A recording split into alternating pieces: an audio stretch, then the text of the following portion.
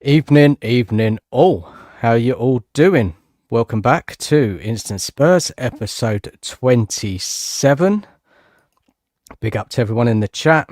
Big up to everyone watching at home. I hope you're all doing well tonight. How's everybody tonight after the West Ham defeat, eh? I'm sure you're going to tell me in the chat. Renewed hope in the fan base. I bet. But people are getting carried away, aren't they? But look, guys, what I want to say about that game is I'm going to go over it. I'm going to go over it in a bit. If you could smash the like, subscribe to the channel if you're new, much appreciated. Thank you very much. I've pinned a link in the chat. So if anyone wants to join us, by all means, pop on, have a chat. Got a bit to go through tonight. So, but West Ham, look, they lost 3-0.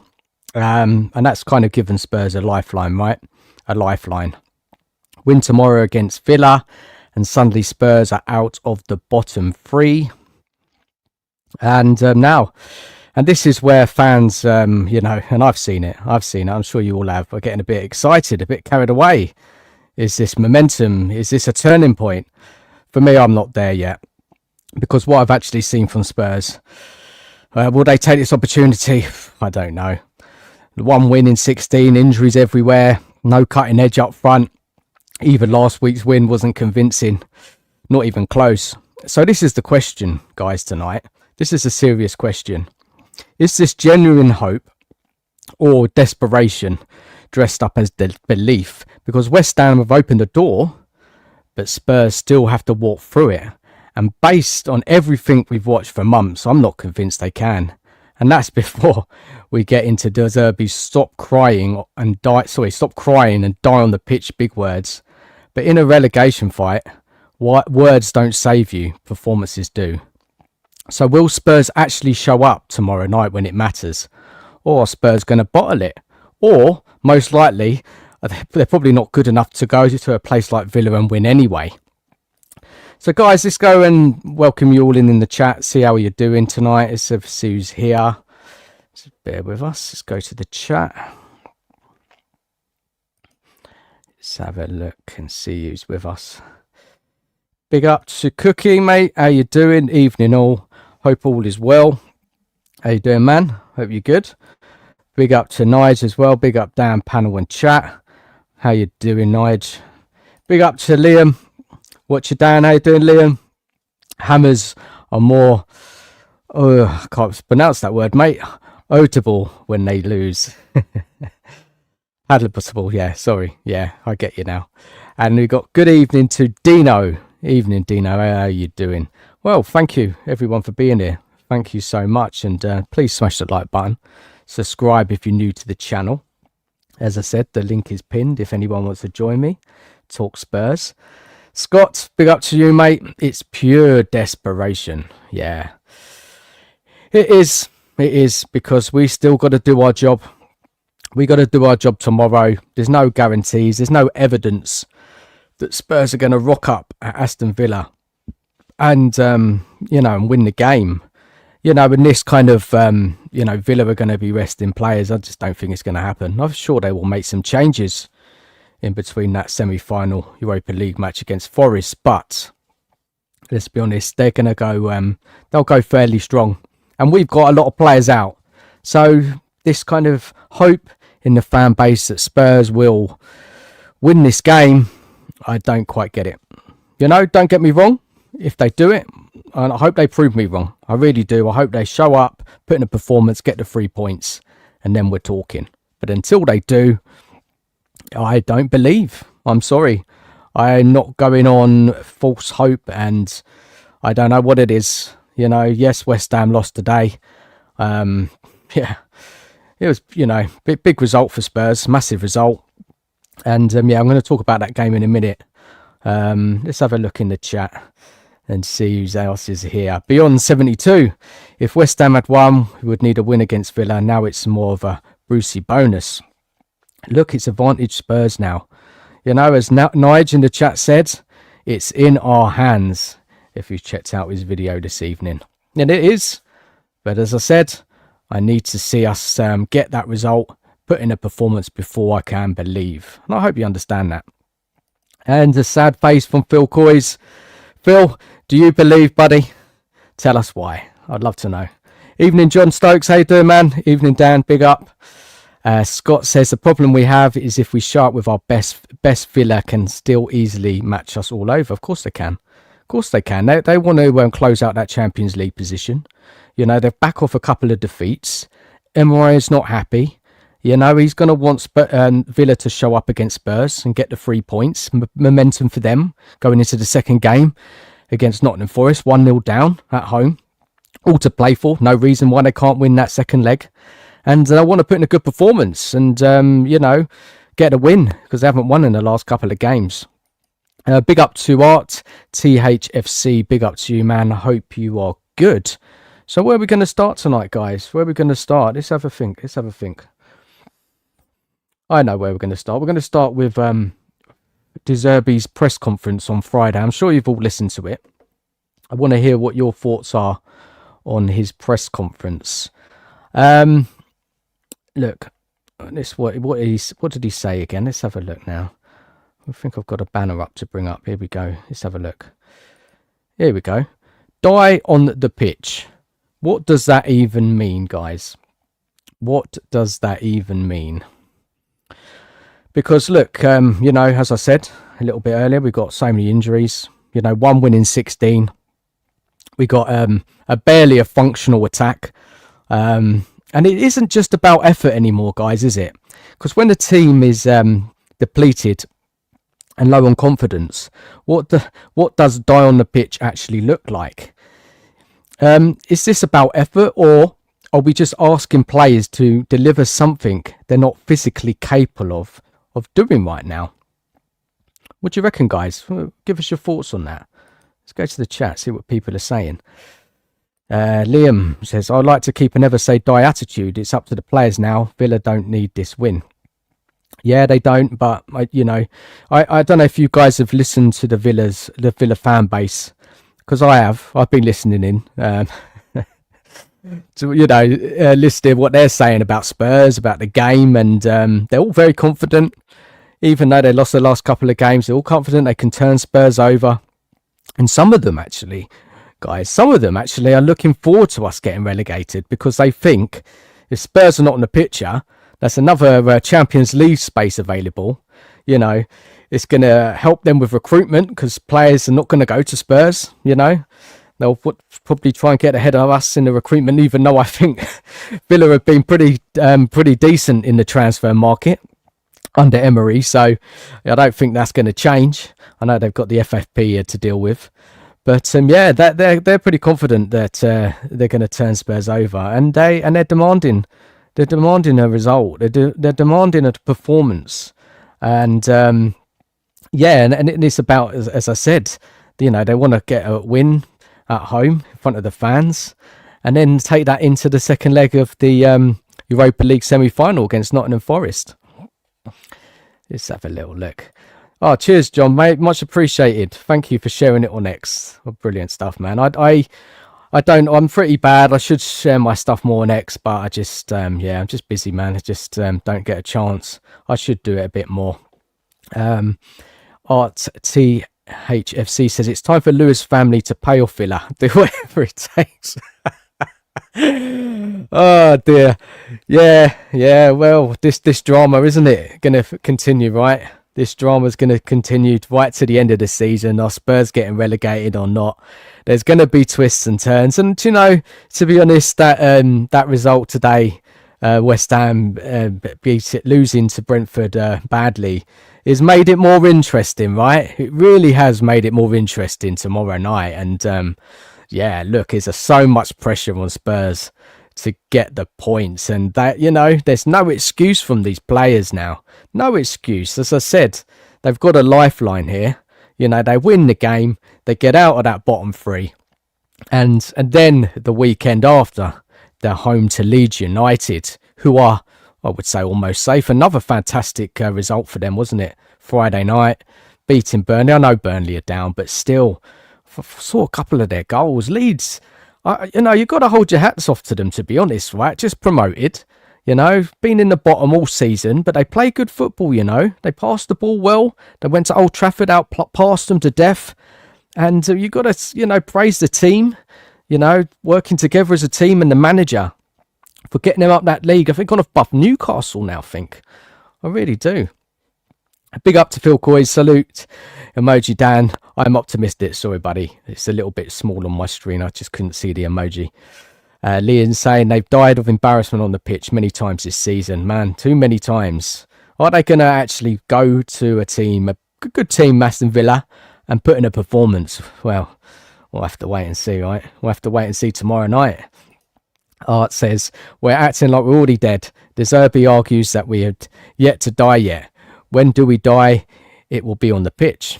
Fair enough. I totally get it. And around De Zerbi and his... what do you want to call it? Psychological, the way he's kind of dealing with this team, dealing with the press, trying to get in their heads.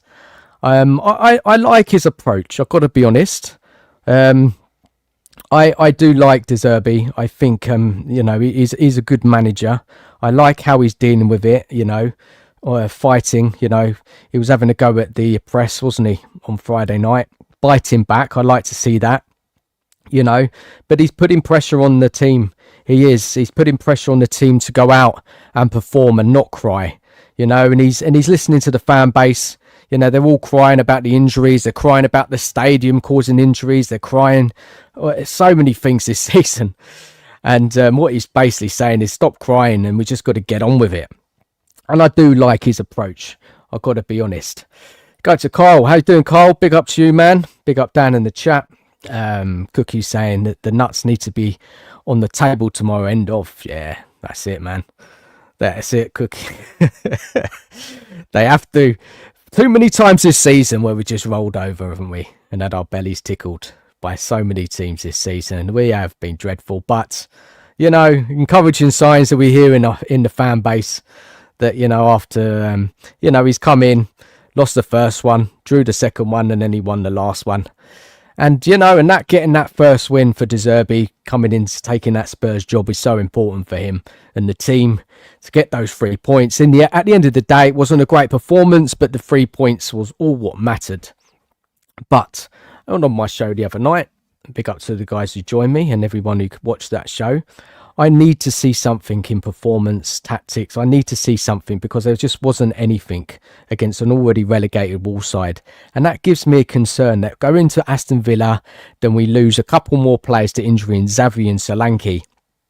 And then I'm like, well, you know, do I have any confidence that we can go to Villa and win? Not on that, but based on that performance. I think the Brighton performance was a good performance. I think we created plenty of chances, but we just couldn't hold on to it. But again, you know, Aston Villa, they're a good side. I've kind of gone ahead a bit with the stuff about die on the pitch. What does it mean? I wanted to go back to the West Ham game, actually. I don't know if anyone in the chat watched it. Give us your thoughts on West Ham's performance against Brentford. But what I read up on it is that Brentford, they won. In the end, it was quite comfortably. Was it 3-0?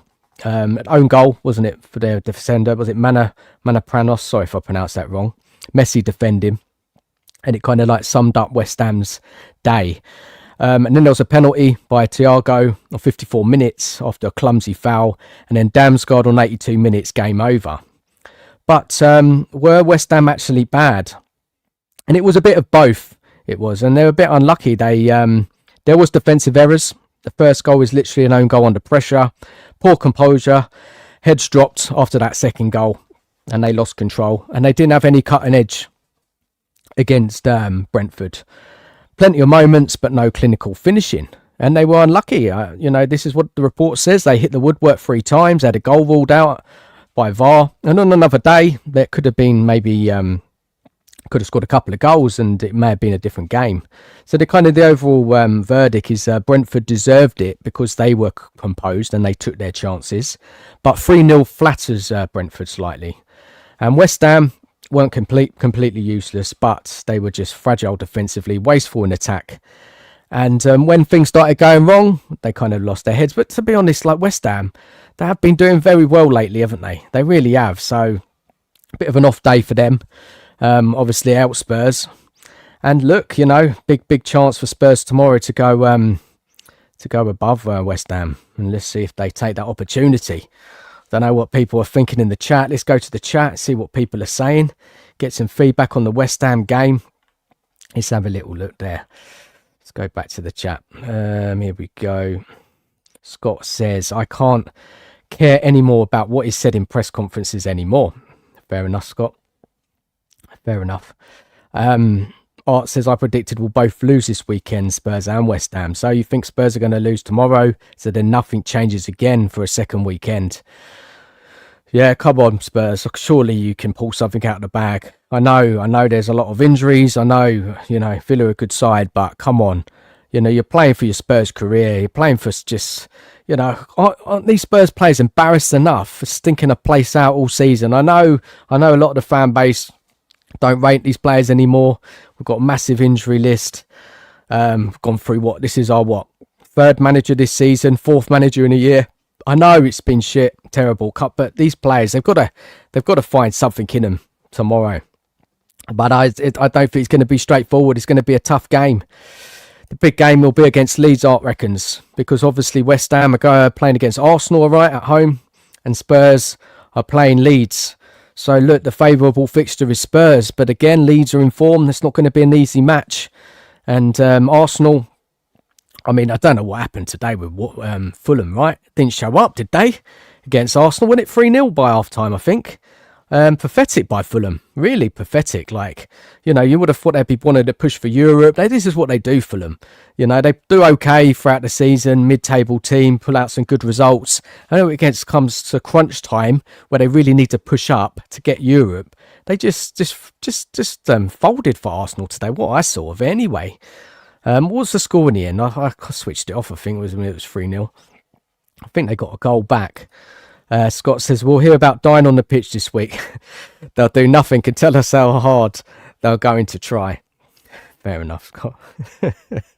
A lot of Spurs fans are happy, aren't they? Because there is a glimmer of hope now, isn't there? There's a lifeline. Spurs fans are happy, Spurs have got a chance. West Ham have dropped points, but, tomorrow evening, Spurs don't get a win or do anything, it's just going to be, what's the point? What is the point? It is all mean, as Liz Scott says. Art says it couldn't have been 5-2. It could have been 5-2 today to Brentford. Yeah, you know what? When I was listening in and following it, there was a lot of chances in that game. And I think you're right there, man. West Ham were very unlucky, I think you mean there, Scott. And Art says the West Ham keeper had a shocker. The score doesn't reflect the game at all. And I think, when I followed it, covered that report there, I think that kind of said it really. Unlucky, sorry, Scott, that's what you meant. Big up to Philly. Evening to you, man. How are you? West Ham created chances, just didn't finish. So, mate, today's just an off day. Look at Brentford, man. Pushing for Europe. Even in for a shout for a Champions League spot. Hey, what a job Keith Andrews has done for them. They lost their attackers as well in the summer, lost players, brought some in, but what a job he's done. Yeah? It really just shows Spurs up, doesn't it? It really does. Liam says, unfortunately for us, every team wants to be one to relegate it. Unfortunately, you're right, Liam. It really is. Beyond 72 says, don't get points for being unlucky, but they should have got a penalty unless the rules have changed regarding players slipping, which I doubt. Fair enough. Nobody at me. Oh, dear. Cheers, man. How are you doing? You're coming in to give me a hard time, man. Shut your dumb ass mouth, idiot. Thank you very much. Any more of that, mate, and I'm just going to kick you out. Oh, dear. Fair enough, man. Don't expect everyone to like me. Philly says, maybe Spurs should play M, people. Search for before the game. But Philly, man, they've got to do anything. They've got to do anything, honestly. They really do. Let's have a little look here. Let's make sure I've caught up with the chat. Don't want to miss anyone's comments. Let's have a look. I think I caught up now. Great stuff. Right. So let's go on to the next point I wanted to make. Let's have a look about oh shit. Hold on a second. Internet's just gone a bit funny. Hold on. So Oh, this is the one, isn't it? Yeah, this is what I wanted to cover. Zerbi, stop crying. Tone versus timing. What did you make of this, guys? Stop crying. Were you offended? Who did he mean that towards? Was it to his players? Was it to the fans? Was it to the press? You know, all people online, all the media, Talk Sport, Sky Sports. Everyone's got something to say about Spurs, eh? So look, let's break down De Zerbi's psychological thinking, how he's dealing with these press conferences and now his approach, and he's been pretty quite the same throughout. So let's go over it, guys, and yeah, let's cover it a bit. Hold on a second. Got some notes on it. I just want to cover it. Let's have a little look. Where is it? Here we go. Right. So like the biggest theme, biggest takeaway isn't the tactical element De Zerbi is talking about now. It's psychological, as I said. And look, De Zerbi, he's trying to kind of banish the negative thoughts, and he did it, didn't he? After that defeat. What was it? The defeat against? No, it was the draw against Brighton, wasn't it? Where we blew it in the last minute. And he's trying, and he said, if you're coming into training Monday and you're not smiling, just go home. So he's kind of emphasising belief over structure, repeating that idea that Spurs are better than their situation. That lines up with him being saying since he's arrived, right? As I just said. Let's have a look here. He's kind of like saying to the players, stay strong in their head. Players are suffering too much, and mentality is the most important part, which I agree. He thinks the core issue isn't tactics, it's fear, anxiety, and being fragile, really. And Spurs have been very fragile throughout the season. And they call this crisis management coaching. And if we strip that back a bit, he's kind of trying to get to the players to kind of stop overthinking, remove the pressure narrative, rebuild confidence before complexity. So what's he trying to do? So there's 3 layers here. Kill the relegation mindset. He's actively trying to stop players thinking we're doomed. This is bigger than us. Manny's coming. Let me bring him in. Manny, evening to you, buddy. How are you? Yeah, pretty good, Danny boy.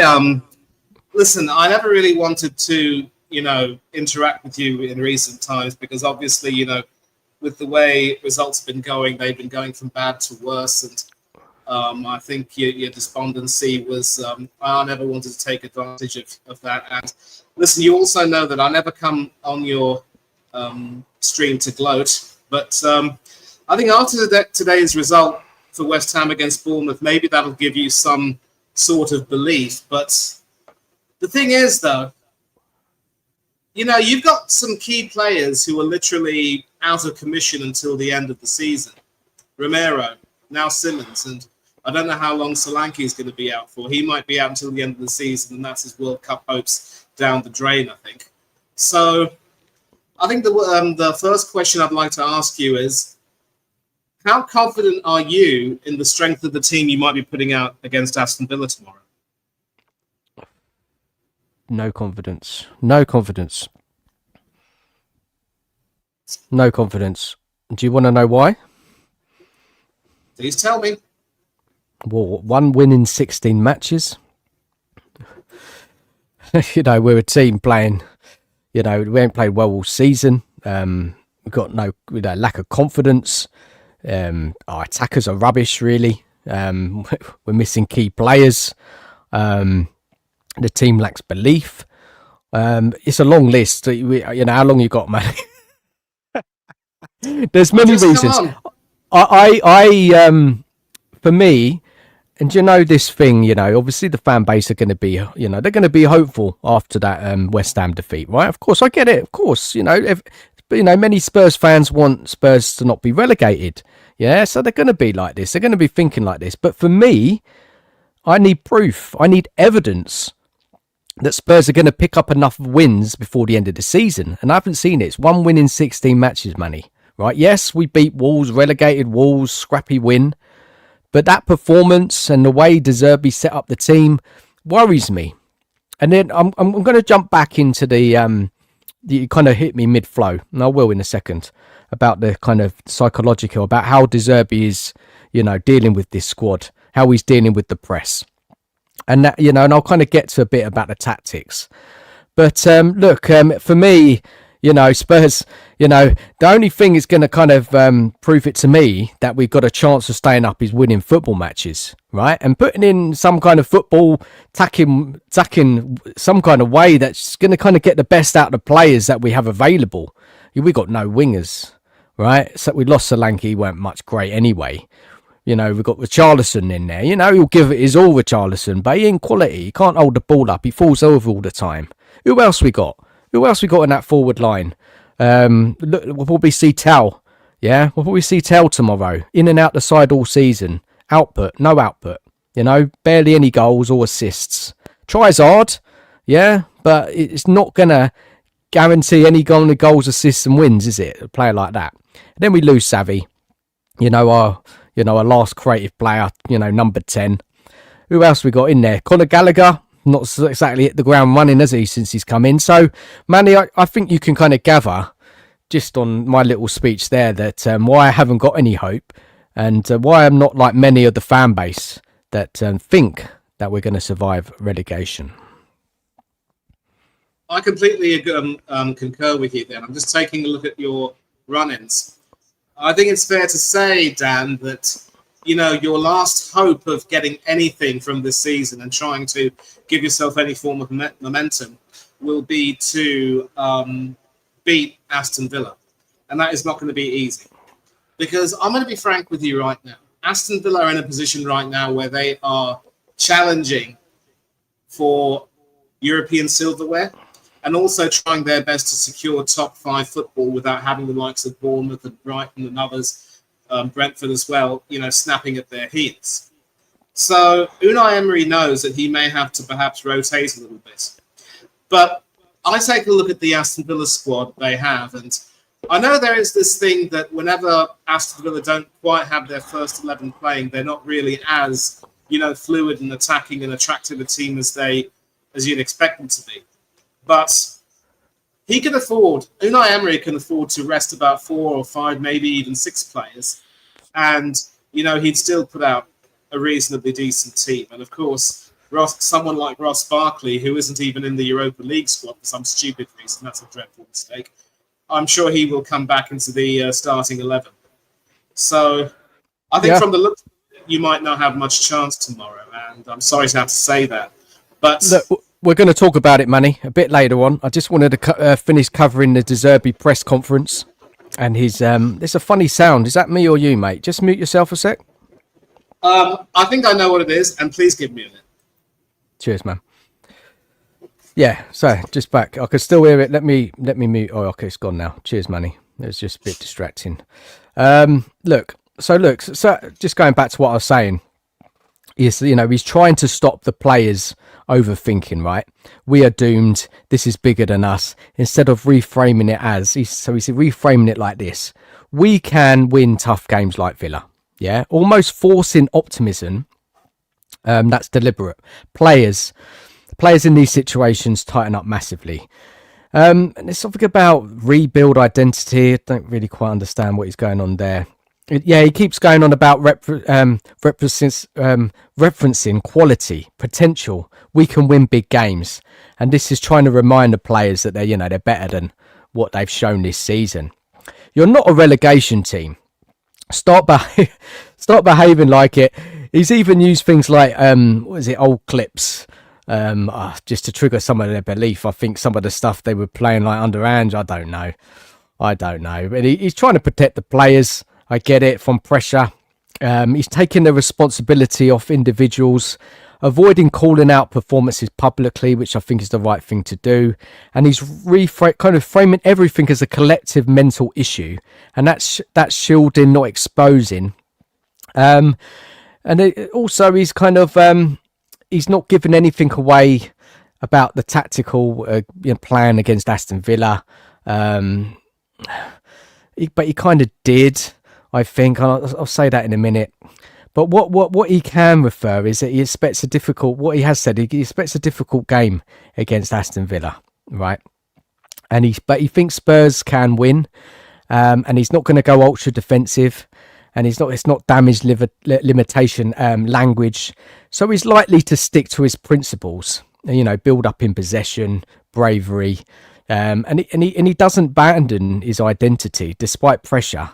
Kind of like a team in relegation, playing like a relegation team. He's sticking to his principles, even though he's playing it down, saying that, he can't give so many instructions, but he is setting up the team in a kind of Zerbi way, I think. And when I've gone over the tactics and the system and the data, he is playing like, like one of his old teams, especially Brighton, without the players to deliver it.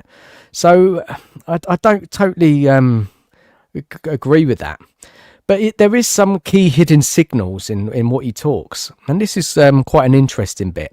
So if you're reading between the lines, right, he's prioritizing mindset over structure right now, and that usually means tactical details is simplified, focuses on confidence, not patterns, and he's managing fear more than the opposition. Villa weren't even the main focus, so it's about the mentality.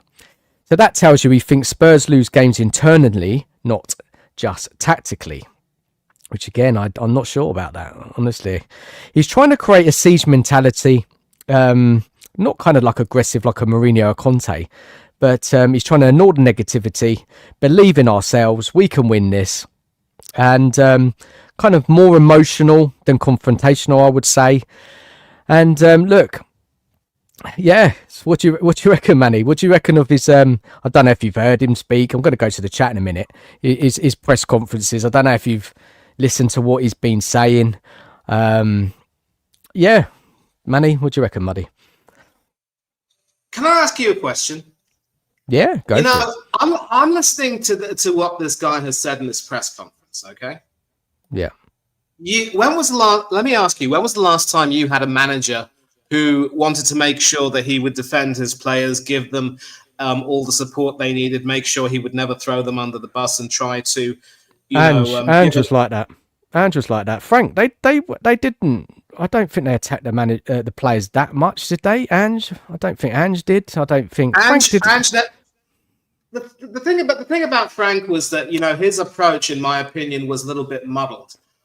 I would say, first of all, that the way he approached the Bissouma situation, while it might have looked, really refreshingly strict at first, saying, I'm the boss and you can't do this anymore, I think it's fair to say that it also, set the ball rolling in making sure that the players wouldn't really warm to Frank that much.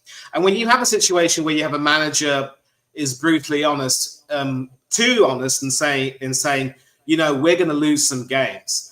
Now, a lot of people are going to say, that is a refreshing change from some egotist who says, I always win things in my second year, mate. And that's what I just did.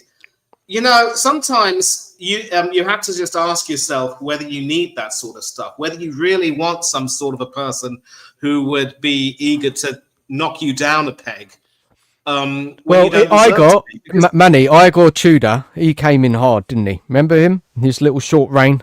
He came in very hard with the players and it fell flat on his face, right? So, De Zerbi's, the last thing he wants to do is get on the players' case, have a go at them in public. Maybe he's saying something different behind closed doors. Hopefully he's giving them, some good chats and actually being honest with them that, their performances haven't been good enough and they need to do better. Right, and then reminding them of old performances. Exactly, but what I'm going to say right now is that I get that, many of you felt that Ange had to go, and I accept that. But hiring Frank was an absolutely dreadful mistake just for the way things started. And he was never, there were so many things about him, so many red flags, which just reminded me that he was really nothing more than another coming of Graham Potter. You have someone like De Zerbi who comes in, okay? He comes in right now. Now, the approach he has, as you've mentioned in the press conference, is of someone who wants to try to, take the pressure off the players, make sure he unites the team as one, and just, tells them they are better than what they are. And Ange also made it clear to the players that on many occasions that they were better than what they were. That was why at the beginning of that first season, you were playing some really scintillating football. You held us to a draw at the Emirates. And it's like, when you offer that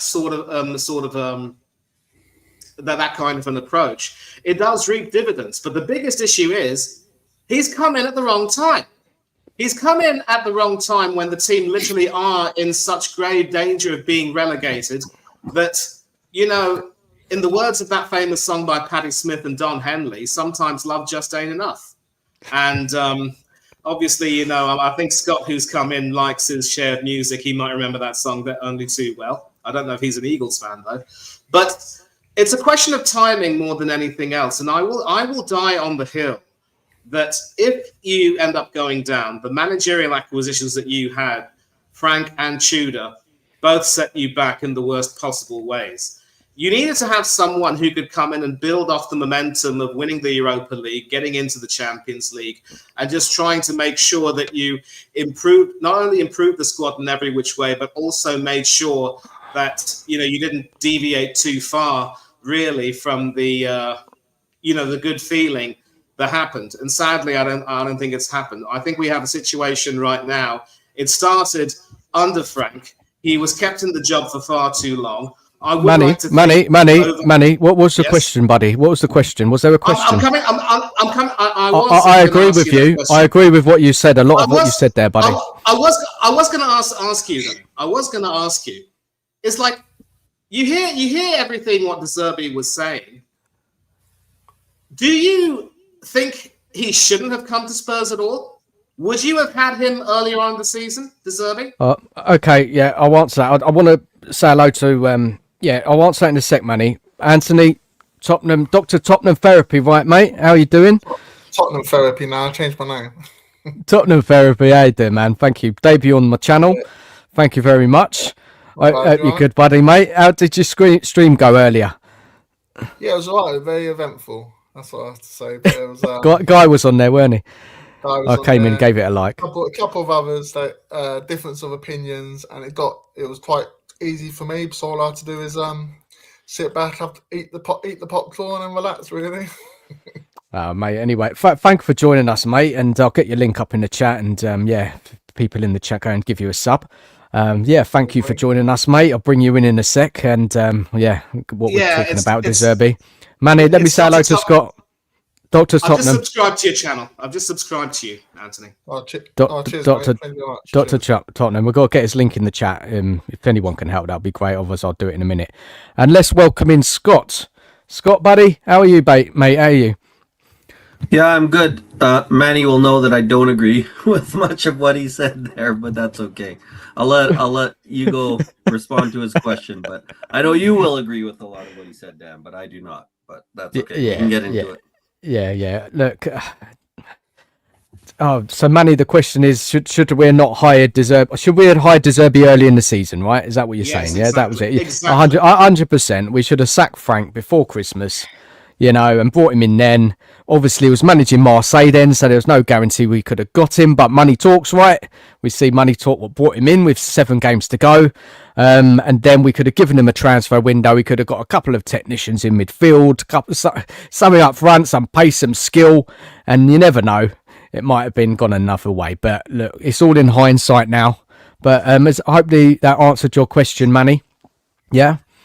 It did, and listen, all I can say right now is, and I will sum it up, you've got the right manager, in my opinion, if the worst happens, to bring you back up almost immediately. I wouldn't compare him to someone like a Kieran McKenna, who's just brought Ipswich back up today, but, obviously now, the way I look at it is that it's a case of softening the blow more than anything else and managing expectations.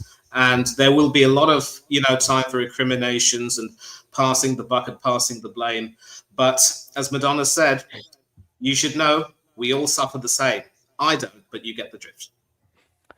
Cheers, Manny. Let me go to the chat. Big up to Spurs King 1. Keith Andrews did more for Spurs today than Frank did in his whole time at Spurs. Desmond stuff. Big up to you, man. It says it's time to stop feeling bad for ourselves. He's a strong Italian man. He certainly is. I like De Zerbi. I do like how he's coming to Spurs. Football ain't been proved yet, but look, you know, I'm not putting any blame on this guy. It's not his fault. He's working with this group of players. All those injuries, man. Yeah, he's got a tough job in his hands. He's old school, isn't he, Dan? Yeah, he certainly is. I like him. I really do. I really like him. Next comment. I lost it there. Hold on a second. My internet's playing up a bit tonight. Keep losing track of the comments. Here we go. So yeah, the Frank sexuals were devastated. Brentford won today. Ghost is in the chat. Big up, Ghosted. Evening to you. Hope you're good. And Liam says he's a bit like Ange. He tries to show the players that he believes in them by not being afraid to say that they can win all their games. It's opposite of Frank. We will lose games. Scott, is what you're saying here concerning that De Zerbi is so clueless. Well, Scott, what would you mean, mate? Oh, just I think you were saying that we're not as at that time you were saying a comment. He said we're not this bad or something like that. Like we are 100% this bad. We 100% are where we are in the league based on merit, based on the lack of quality in our side. So when I hear De Zerbi saying things like that, it is concerning. Now I think that he's just saying. But you know why he's saying it though, Scott, don't you? You know he's not going to turn around and say you lot of shit. He's got to tell them they've got something about him. Otherwise, we are 100% going down. You get that? That's what he's kind of doing. Yeah. I would love for him to come out and say that you guys are shit. That's what I would love. I don't expect him to. No man, he won't. But that's why I said it, because if he thinks that this squad is better than that, then he is completely clueless. This squad is not good in any way. Well, if he does that, it will last 5 minutes in the job. So the players will be like, "Who?" Well, that's why. But I don't care how long, right? Like that's why I said I don't expect him to say it. I want him to say it. There could be two different things, right? Of course, he can't say it, but the other thing for him is he should want to last about 5 minutes in this job. I don't know why he would want to last any longer. Because he's getting paid. He's getting paid 12 million over 5 years. Or yeah, 12 million next a year. Year, 12 million a year, isn't it? Whatever it is. Next year he'll get paid what? What's the lowest he's going to get paid next season from another club? 8 million. Like he's not going to go from 12 million to working the desk at McDonald's. So, but yes, I know why. Again, like I don't expect him to say that. I'm not saying like how can he not? Of course he doesn't say that. Look, guys, we will know whatever happens this season. We will know what really De Zerbi thinks, right? When we get to the summer transfer window. I mean, it's difficult, right? Because if we're relegated, we're going to lose players anyway. No choice, basically, to kind of with the financial reasons. But if we stay in the Premier League, then it'll be interesting to see what he really thinks. And, you know, suddenly players on the transfer list, suddenly players are not in his plans. You know, it won't take long for us fans to work out. Guys, what do you reckon? Well, before we jump into that, Dan, I just noticed in your chat, yeah, people are mentioning Peppa Pig. I've just spent the last hour and a half on my channel talking about Peppa Pig. I thought I'd come into this channel, not hear about Peppa Pig, and straight away it's like Peppa Pig. Yeah, because we're a laughing stock, man. Peppa Pig, man. Yeah. You know, we're just a laughing stock, man. It's all about money. You know, they'll get loads of people come to the stadium with their families and kids to see the Peppa Pig shows, and it's just a piss take, man. It's just timing. It's all about timing, isn't it? Like they're clueless. These owners. And you thought Thomas the Frank engine was bad enough. You thought Thomas the Frank engine. Yeah, but I don't think they did that. This is an actual thing. Peppa Pig. It's I don't even really want to talk about it. It's embarrassing. It's I am not caught up with the chat, so I'm sure it's going to come up. Look, I'm going to go to Anthony in a minute. I want to ask him a question. I just want to go through the chat a little bit more. Big up to Mark. How are you doing? Hello, gentlemen. Beyond 72, I remember a mentor telling me straight, there's always something, isn't there? Meaning my excuses and moaning. So I'm with De Zerbi. Look, I agree with De Zerbi's approach. I do. It's the only way he's going to get anything through to these players. I really do. Scott's talking about Solanke's World Cup host. Solanke is just terrible, man. He's really been bad. A few hellos in the chat there. And then it's Art saying, can Richarlison keep us up? Can he really? He's supposed to be a relegation dogfight player. We will see, won't we, in the next 4 games if he can get some goals. Scott saying our fan base is delusional.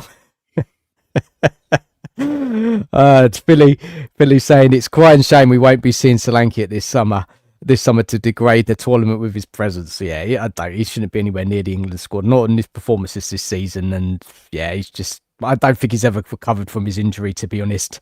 Just a couple more comments. I just want to make sure I've picked up on something. Big up to Nita, how are you? He doesn't want choir babies. Are we talking about Tottenham Hotspur? Evening to you, Nita. And Liam says, we can only hope that we get very lucky. The way we played against Wolves was awful. XG back on the floor again. We just don't have the sparks to start the fire we need. 100%. And just one more before I go to Anthony. The only player Ange ever called out was Timo Werner. He did. Yeah, he did. I remember that. Now, Anthony, what's your thoughts on kind of De Zerbi's approach and his press conferences? I don't know if you listen to them or if you don't. Are you on board with it? Do you agree with it? Do you understand it? And who's he aiming about the crybabies to? To be honest, Dan, I must admit I've not really watched much of his press conference. My concern is just what he does, what the players do on the football pitch. Press conferences. I've heard all managers over the time say this and say that and say all different stuff. And everyone reads so much into press conference thinking, oh, look, doing that. And then they go out on the pitch and they play like a bunch of numpties. So the press conferences I don't really take no notice of. But what I have seen of the passion from him, I actually really like. I just think I know he's getting paid a lot of money and stuff, but he does. You do get the impression that De Zerbi does care, and it's a shame we never got him in January or something. Because if with a few additions to the squad, I think he could have. I don't think we'll be in this position. I think he would have. Because I have seen a bit of improvement with the way we've been playing, and I think if he got him earlier, I think he would have steered us clear of the drop zone. But I think we've left it too late, to be honest, and I don't really see him even keeping us up. But I hope I'm wrong. I just don't really see it. But yeah, I love De Zerbi, and I hope if we do go down, I hope he sticks with us and tries to get us back up again, because I think he's a top manager, and I'm definitely on board with him, to be honest. Yeah. No, I agree with you, man. He's a good manager. It does sound like he's going to stay if we get relegated. What I'm hearing anyway. So I think he's the right man to keep at the club. And yeah, look, we'll have to talk about it when it comes to the summer where we are. If we're relegated, and I can't think too far ahead right now. I'm just trying to kind of focus on the next 4 games, see where we end up. I still think we're getting relegated. And we'll see. Guys in the chat, thank you to 71 in here. Thank you so much for joining us this late hour. Please smash the like button. Please subscribe if you're new to the channel as well. Much appreciated. It really helps the channel. Smashing the like gets me out there a bit more. So thank you so much.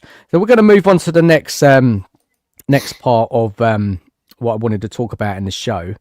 And let me just take this off a second here. Let me just bring it up. Where are we now? Next part of the show.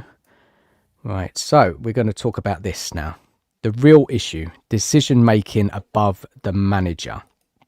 Okay, right, so let me just explain what this all means. Okay, here we go.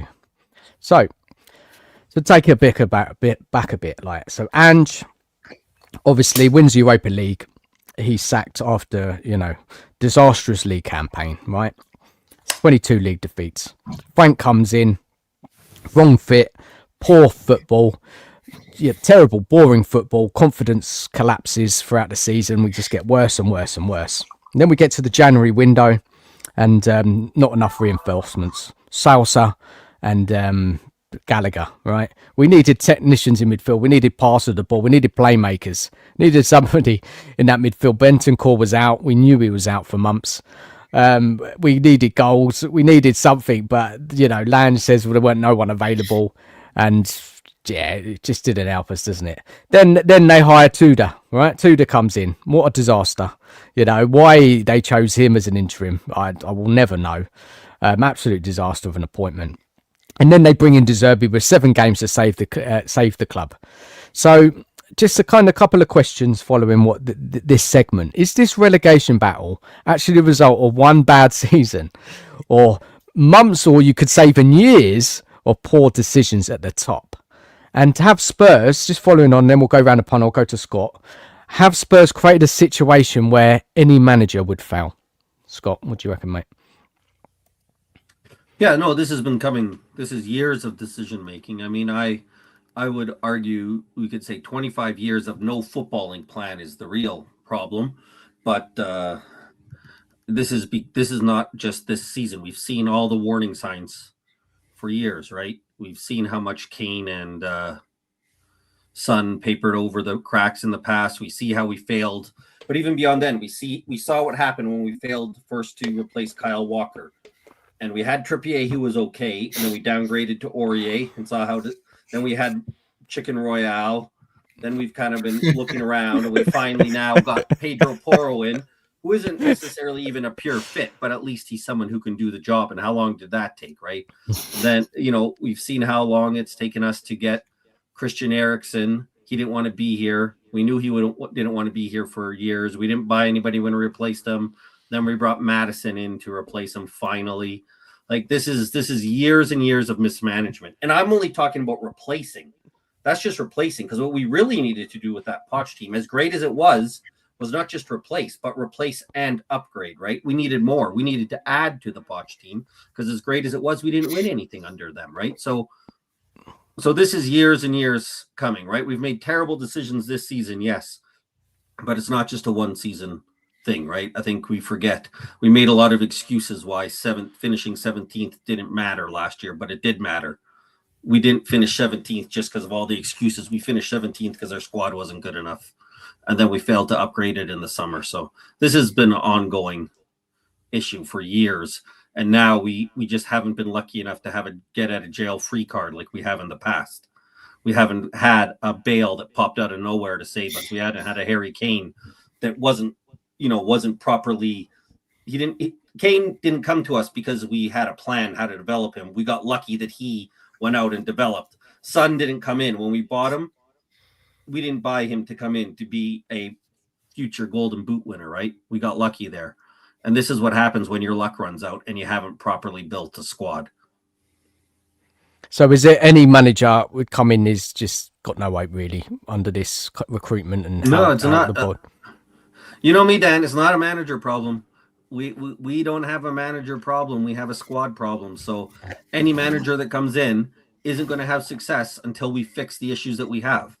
That means fixing the squad, but probably more important than fixing the squad is bringing someone in who can do that. Because Johan Lang can't do that. He's not good enough to do it. When we hear about, go ahead. No, go finish, Scott. Sorry. I was going to say, if we hear about the Sebastian Kiel or whoever it is, right? The problem is, I don't think he's great. But even if he is great, what do we hear? He's not coming in to replace Lang. He's coming in to work with Lang. And if that's the mentality of the club, is that anybody who comes in is working with Lang, that shows that they're not learning. That shows that they have no clue, right? Johan Lang needs to be he should have been gone before the season started. The fact that they stayed with him before the season showed that they had no clue what they were doing. So until we fix the problems at this club, there's no manager. I like Zerbi. I agree somewhat with Manny when he said the right man at the wrong time. I like Zerbi. But Zerbi can't win with garbage. Pep can't come in and win with garbage. Ferguson isn't going to come in and win with garbage. Prime Fergie isn't going to come in and win with garbage. You know what, right? And so until we fix the real problems, changing managers, just changing, moving the deck chairs around the Titanic, because the same problems are going to exist. And a manager can't overcome the problems at our club. Can I kind of counter it? Say if Zerbi or another manager had available Kudus, available Maddison, Akulu, Romero, just a little bit more. Bentancur didn't get that serious injury. Do you still feel that we would be in a relegation fight? Relegation fight with Maddison? No. Healthy Maddison? No. Would we be good? No. But we knew Maddison was out before the season started, and we didn't care. That's the concern I have. But even with Maddison, we still don't like Maddison is a good number 10, but he's not scoring goals. We need somebody who can score 15, 20 goals. Madison isn't doing that. I mean, Madison can't force anyone up front to score goals. His GA is pretty good, Maddison. Madison's GA is normally pretty good at Spurs. I think it was double figures, 10, was it? Right? Was it double figures, right? Wasn't it? Goal and assists? Correct me if I'm wrong, guys. Yeah, I think if Maddison was here, you would expect him to be about 8 goals, 8 assists. Is that reasonable? Like maybe a little more assists, maybe 8 goals, 10 assists. Again, he'd take us out of relegation, but he's not solving all our problems. No, not just him, isn't it? And I said also Kulu. Kulu, I don't care about. Kulu, I don't care if he comes back. He doesn't do it properly. Kudus is good too, but another guy who doesn't score goals. And that's he's good. I think they help us for sure. We're not in a no. I think if Maddison was healthy all year, I don't think we're in a relegation battle. But so what it is, Anthony, I hear you're going to come 15th, in 14th, 13th, kind of. Yeah, fair enough. Because what I'm trying to say is that I just lost my train of thought now. Anthony, you go, mate. I just lost it. Anthony, what are you going to say? It's all right. I don't with the Zerbi and stuff. I don't believe anything that they the owners say when they say we're going to back the Zerbi, he's going to have full control and stuff, because they've not shown it for 25 years. Why are they suddenly going to show it now? I just think that it doesn't matter who the manager is at Spurs. We could have Pep Guardiola, and he would fail. Why Enoch is at the club? I just think the issue is obviously Lange and Vinay are a problem as well, but Enoch hired them. I just think Vinay, Lange, Enoch, all of them just have to do one basically, because I've said before. I said there's a lot of not just saying this for Spurs fan, but there's a lot of potential at Spurs. If someone came in and wanted to put serious money into the footballing side, with PSR we don't have to worry about that because of the money we generate coming in anyway with all the events we have on and stuff. And there's so much potential to turn Spurs into a winning machine, really, because all someone needs to do is just put football first. Put the wages up, bring in top quality players. But while Enoch are around, Spurs just going to go sliding down. I just don't. I don't see Spurs ever being successful, and this has been going on for years. And like Scott said, Kane and Son has been papering over the cracks. If we didn't have those players, we probably would have been in this situation years ago. I'm going to go to Manny, and I remembered what I was going to say then. So say we lose. We've lost key players throughout the season. We lost key players last season. It's the ones coming in are just so far behind those players. So it is to do with the squad building, isn't it, guys? That's what it is. You've got some good players, but if they're out for long term, we ain't got much coming in. So it all leads back to recruitment. It all leads back to Lange and whoever else is making those decisions at board level. Now, Manny, you've heard what Anthony said. You heard what Scott said and myself. Do you think this Spurs squad is that bad? Do you think it's relegation level? Obviously, you're an Arsenal fan. What's your view on the Tottenham squad, Manny?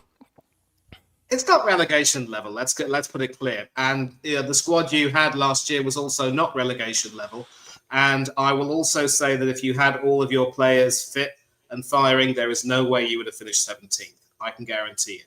You had some good wins as well in the early part of that season. And I will point out, since you're playing Aston Villa tomorrow, that the only 2 times that you've beaten Aston Villa in the last 9 appearances, Premiership appearances, the only manager to do that was the one who won you the Europa League.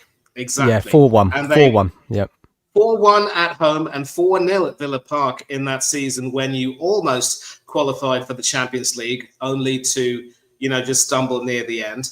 And I also want to say right now, any Arsenal fans who see it fit to gloat at Spurs and say that they deserve relegation for spoiling the spoiling the title charge, wind your necks in. That's a different story. Now, back to your question. No, you're not a relegation quality squad. In fact, Kudus, I saw him in the World Cup with Ghana. One of the key players, as they did quite well. I mean, I didn't do well. I mean, they didn't qualify, but they stopped you. No. But Ghana have always been a team that does have a knack of qualifying for World Cups on a frequent basis, and they do play some good football every now and then. I like the look of him. And Simmons, I know he's a talent. I've seen him play for the Netherlands as well. So the only issue I had was with someone like Conor Gallagher, who you not only signed, but made your most expensive player, your most highly paid player. You gave him a pretty big deal. And he hasn't done very much. So it does boil down in many ways to the decisions that ENIC and the board have made. It's like, you are very good at raising a lot of capital and you know how to earn money. But when it comes to spending the money, I mean, some of the purchases that you make are absolutely frivolous, to say the very least. And every now and then, you do get some good players who do really well, who shine for a period. And the sad part is, more often than not, they get injured. Forget about Maddison, who I do think is quality. Dejan Kulusevski, absolute quality. Ivan Perisic, when he was with you, I really like the look of him. But the treatment table was always their better friend. I will also say, though, that sometimes some managers do have a part to play, because it's not for nothing that we say that it takes two to tango. Let's take a look at the Pochettino years and what happened afterwards. One of the things which I liked about Pochettino is that, yes, you had some really good players coming through, and also they were a big part of your team back then. Even the likes of Kyle Walker and Kieran Trippier then came in afterwards. But one of the things which I liked about Pochettino as soon as he came in was that he was responsible for giving the likes of Danny Rose and Dele Alli their chances to shine in that team. And, during those 5 years, which sort of culminated with you lot reaching the Champions League final in 2019, although, yes, you did have some good fortune. If it weren't for Lucas Moura hat-trick, you wouldn't have made the final. But still, those were some really good years, even though you just couldn't quite get it over the line. Now, of course, Poch had a pretty poor run the following season, and with no real signs. Manny, let's keep it. This was we're getting. You could go off for many years. Keep it to this current squad. This current squad. I'm sorry, but there are connections here. And I'm going to talk. And the reason why I talk like this is because the managers sometimes have a role to play. Because when Jose Mourinho came in, he did a lot, in my opinion, to completely accelerate the decline of the club ever since those Poch years. And although he did get you to a League Cup final, things just weren't quite the same. He had to go. Conte came in. He also had his own idiosyncrasies, and he did well for the most part, but then he walked away. It's a combination. I will come to it. I'm sorry. I realize that I can give the impression of going off on a tangent, but I do come back to center. Please be patient. I do apologize. It's like ENIC and the board make some really harebrained decisions with regard to, whether it's appointment of managers or buying some players who just aren't able to either cut the mustard or stay fit long enough to sustain any kind of a challenge. The board is definitely to blame. And as I said before, the squad you have right now, the acquisitions that you made at the beginning of the year, they were decent ones. I would go so far to say that the business that you did in January, that should have been the period when you were looking to try to really strengthen the squad. But you ended up getting a couple of, Gallagher's a dud. I haven't seen enough of Sosa to make a judgment on him. It does come back to the people at the top. But I would also say that Jose Mourinho did a lot to sort of accentuate the decline, because if you had hired a different manager to try to build on what Pochettino was trying to do and not antagonize people willy-nilly, to just build on it without, trying to be a sledgehammer, who's to say that you wouldn't have been able to build on that? So it's always tempting to put the blame on ENIC and the board and say, they're the root of all evil. The fish always rots from the head down and so forth. But then we can't just give managers a free pass and say any manager who comes in is doomed to fail. So, yeah, but Manny, Mourinho, it's all well and good bringing in a manager like Mourinho, but you've got to give him top players, winners, so he can get results. And he not with that squad. It was the end of the Pochettino cycle, right? We heard what Poch said. He needs new furniture. Got this brand new ground, but new furniture is needed. The club didn't do it, did they? And Mourinho signings. I know they brought back Bale and players like, who else did they bring under Mourinho? It wasn't top players, was it? Nobody good. Yeah. I can't remember off the top of my head now, but it wasn't players winners, was it, Anthony? It wasn't winners. They didn't bring in winners, and you need winners. When you hire coaches like Mourinho or Conte, you need to bring in winners. Did you say Doherty? We signed Doherty. Who? Doherty? Yeah, under Mourinho, wasn't it? Yeah, he's not top player, is he? It's just what was he supposed to do with them players he had at the end of the Pochettino cycle? He still had Kane and Son. He got the most out of them. You start to wonder if Doherty was another club signing rather than a Mourinho signing. Well, this is what he offered him. Because Matt Doherty's only ever played in a wing-back role in a back three, and I don't think Jose Mourinho's ever played a back three in his life. The thing is, we signed these players on the back of a good season. What he was playing really well for Doherty in the back three, so straight away we'll have him. Then it's like Solanke. We signed him because he had a fantastic season with Bournemouth. Yet he's only had one good season his whole career. But he must be a great signing. We sign him. We always sign these players off one or seasons. I think Wolves, Doherty for Wolves was a competent Premier League player, but it's not top player. He's not, and it didn't work out. It didn't really work out, did it, at Spurs? But I think going back to the point, and the kind of the question was, and I think obviously not Manny didn't agree with this. Us three did, about what chance has any manager got of winning anything at Spurs? Ange did it obviously last season in a favourable Europa League run, but realistically, the norm is Spurs don't win trophies under ENIC. So it all comes back down to them, in my opinion, and that's why ENIC need to go. And just one more thing, Manny, because what you were saying again about we can criticise managers, because you did say that, it can't be just, we can't just put it all on ENIC. We do criticise managers. Not all the managers Spurs have hired have been good enough for Spurs and all been the right fit. And part of parcel of watching Spurs week to week is that we will criticise managers and their decisions and tactics and substitutions and things like that.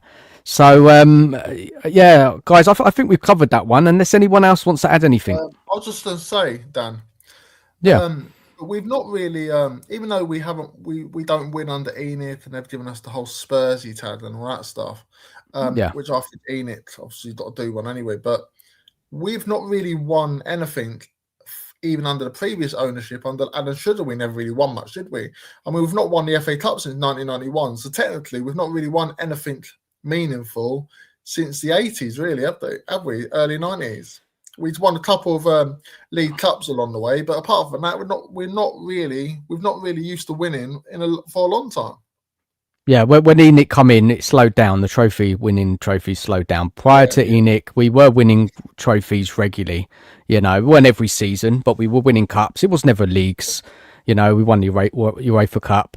That we were winning. The fans were getting some joy, right? Winning, getting to Wembley, winning trophies, winning in Europe. And when ENIC come in, yes, they built the stadium. Yes, they got us qualify for Champions League. But to be honest, we haven't won enough, and we've just been going nowhere. And we all know ENIC, they're all about money. It's all about profit over glory. We know this. This is what they do. There's a ceiling under ENIC, and Levy's gone now, and it's got even worse. And the whole thing, ENIC, this club is never going to change. It's never going to truly change and be a competitive team regularly at the top end of the league and in Europe until ENIC are gone.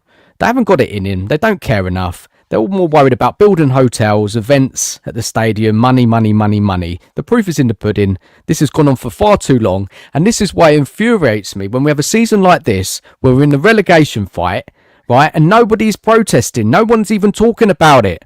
There's only certain channels on YouTube, certain sections of the supporters on X and whatever are talking about doing anything about ENIC. And I don't understand it. I never will. I know maybe the fans are waiting to let that anger go at the end of the season if we do get relegated. But that's too late. Like, they should be protesting now. Yeah. You know what I don't get, Dan? What I don't get is the fact that the protest got cancelled for the game against Forest. But everyone turned out for the parade to try and welcome him in. Well, why was the protest cancelled? Why didn't they just look how many people turned out for the parade, but yet no one is willing to turn out for a protest? Yeah, because there was sections of the fan base, different groups. They wanted to do this, and then Change the Tottenham decided against protesting, and they joined in what they were doing, which I think was a wrong decision in hindsight. I think they should have still gone ahead, support the team in the stadium. By all means, of course, we've got to get behind the team in the stadium, cheer the players on, whatever. But the bigger thing is ENIC here. We're in this position because of ENIC. Yeah, of course we can blame managers. Of course we can blame players not being good enough, whatever. But it all comes back to ENIC. And until they leave, it's not going to get any better. And we get relegated. How worse can it get? There's even fans saying that's it. We might not even get back to the Premier League. Let's bring in Guy here, mate. Guy, how you doing, man? I think Scott's gone. No, not sorry. Guy. Goodness sake. Sorry, mate. Big up, Scott, mate. I missed your message in the private chat. I hope you're good. Thanks for joining us, mate. So one in and one out. Hey, Manny, how you doing? How you funny? You right, Guy, mate? Doesn't sound all right to me. Mate, you all right? I'm good. I don't have my light on. Where's my light? Well, it is what it is. Look. Oh, there it is. There we go. I'll turn it on. Oh, is it on? No, I've got to charge it. But it is what it is, man. Come on. So, Guy, are you using your new equipment, yeah? A little bit, yeah. Maybe. Let me go through some comments in the chat. Big up to Giant Panda. How are you doing? I hope you bring some humour to the evening. I'm sure you will. Any manager is a puppet under these soul-destroying vampires. 100% agree. Giant Panda. Zerbi will be asked to transform a packet of noodles into a classic pasta dish. This is it. And Bansum Live. We need to get Wolvermader from Newcastle. He ain't had a great season, has he, at Newcastle? Kind of started well, didn't he? But, he fell away a bit. Giant Panda says his average was about 10 goals to 10 assists per season, league-wise. I think he's talking about Wolvermader. And Nitar is saying, who cares about those gum runners up the road? Arsenal, man. Yeah, don't really like talking about them. Maddison is stepped into the dodgy doo-doo when he joined as Kane left, and Son forgot where he left his boots. Fair enough. Guy gone? Guy's gone. Yeah, I think he's smashed. I think he's smashed, man. He's completely smashed. I hope you're right, Guy, man. Have a coffee or something, man. Everyone's saying that Pep and Klopp wouldn't make a difference with this team. Is just absolute waffle.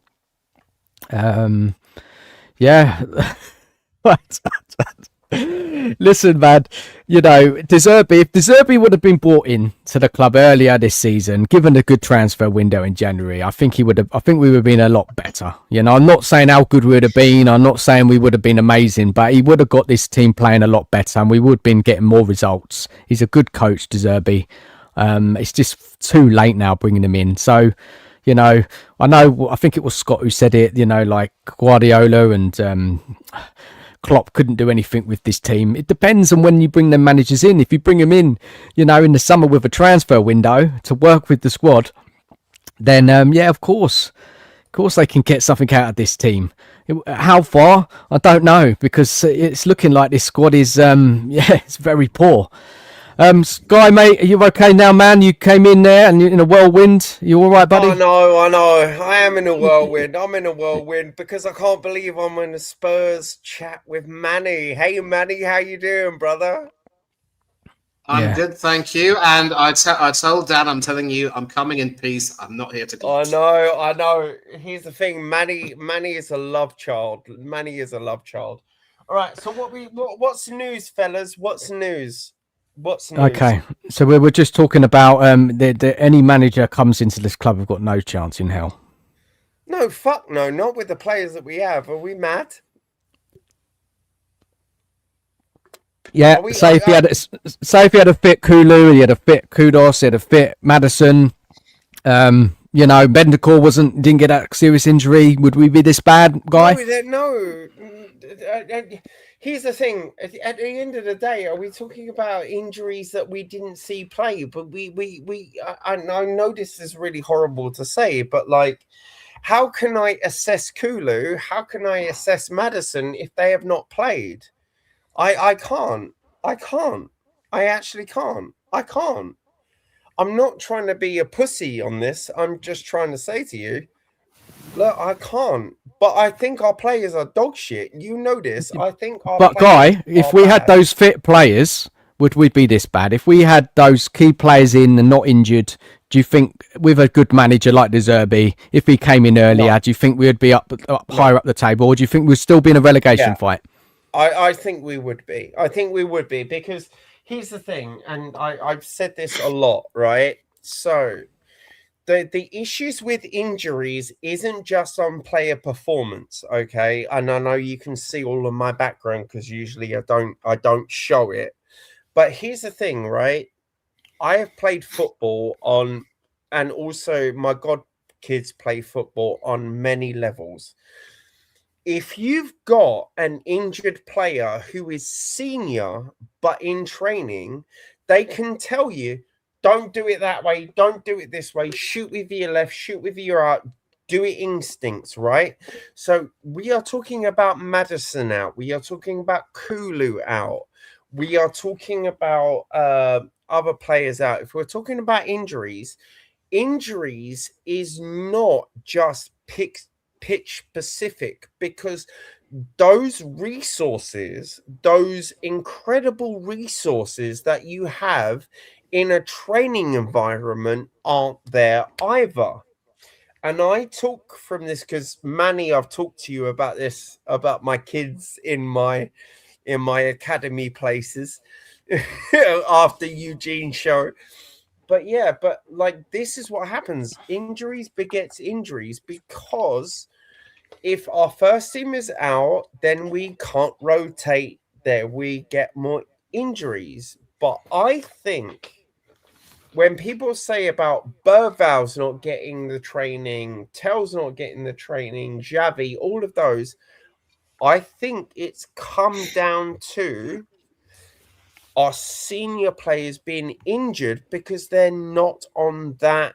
They've now coming into it. Like, you see Madders on the bench, but I like seeing Madders on the bench, and you see with him with Richarlison edging him along and going, yeah, let's go. That energy on that training field, because injuries is not what we think it is. As a football player, it's crazy. I've been in matches where I'm like, oh, our striker's out, and I'm sitting there going, oh, and then someone comes to me and goes, yeah, we can do this. It's intangibles is what we talk about, intangibles, and I will leave it there. Cheers, Guy. Look, guys, please go and subscribe to Anthony. His link's in the chat here. Thank you so much. Go and give him a sub. He's just started his channel. Yeah, give him some support. Yeah, he's going live quite a lot, talking all things Spurs and also just football in general. Go and give him a sub. And big up to Rowley, he's joined us as well. Evening, Rowley. How are you, buddy? You okay? All good. Yeah, I'm good, man. All good, yeah, man. You good? You've been listening in, mate. Anything you want to say about anything we've? Carry on. You okay? You join in, yeah. Yeah. Okay, mate. Okay. Cheers, mate. All right, let's move to the next part of the show. Standards versus reality. Oh, standards versus reality. Okay. So are Spurs fans holding on to the top club standards, right? That this team can't simply meet. Obviously, under Enoch Levy, we reached Champions League qualification. We made the Champions League final. Under Botch, we were challenging at the top of the league. We bring in Conte, got us top 4. Mourinho got us to a cup final. Obviously, getting to that Champions League final, obviously we lost it. Did that kind of give fans that, like it's false? Spurs shouldn't be up that level. That, did it give fans, this expectation? What I'm trying to say is this, Yes. This give them this, this I kind of agree. fake expectation, right? No, I agree. Let me finish. So, or have the standards dropped so much that fans are accepting performances that they should have rejected a year ago? Yeah. That makes sense. Anybody come in? All right, I'm gonna preface, not even preface. I'm also going to trail off because Manny's heard this spiel before. Okay, we have to realize, and this is a unsurmutable fact. In the last 20 years, we have only been outside. In the last 20 years, we have only been outside of the top 8 twice, 3 times plus, Ange, and it may happen again. I do not think it's entitlement. I do not. And I'm only going on the last 20 years. In the last 20 years, how many times have we been outside the top 8? Our standards have been slipping exponentially, and I will now open that statement because it is factually true. Look upon it, because Dan, I've shown you the graphic, and Manny, I've shown you the infographic. In the last 20 years, we have only been outside of the top 8 3 times. That's the lowest our position has ever been. Do we accept that, though? Do we accept outside the top 8? Is it where the club want to be? I said 3 times. No. It's not where the club wants to be, though, is it? No. No. Is this round 2? No. No, we agreed. We agreed. Chill out, mate. Yeah, chill out. We're cool. I'm cool with guys. Yeah, I can show the infographic. You guys talk about it. I can actually show this proof.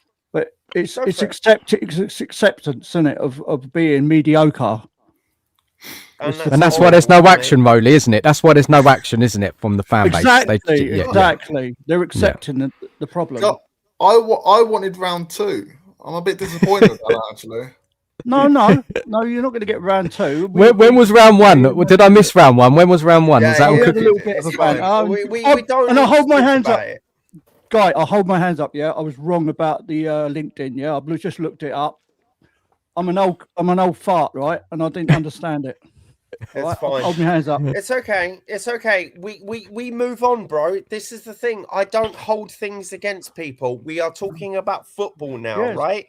So at the end of the day, people say to me, to and fro. like, the end of it. yeah, like I say, like rival fans, you're Real Madrid. Oh, Real Madrid. Yeah, but they finished quite, yeah. It's not about wanting to be that. It's about aspiring to be that.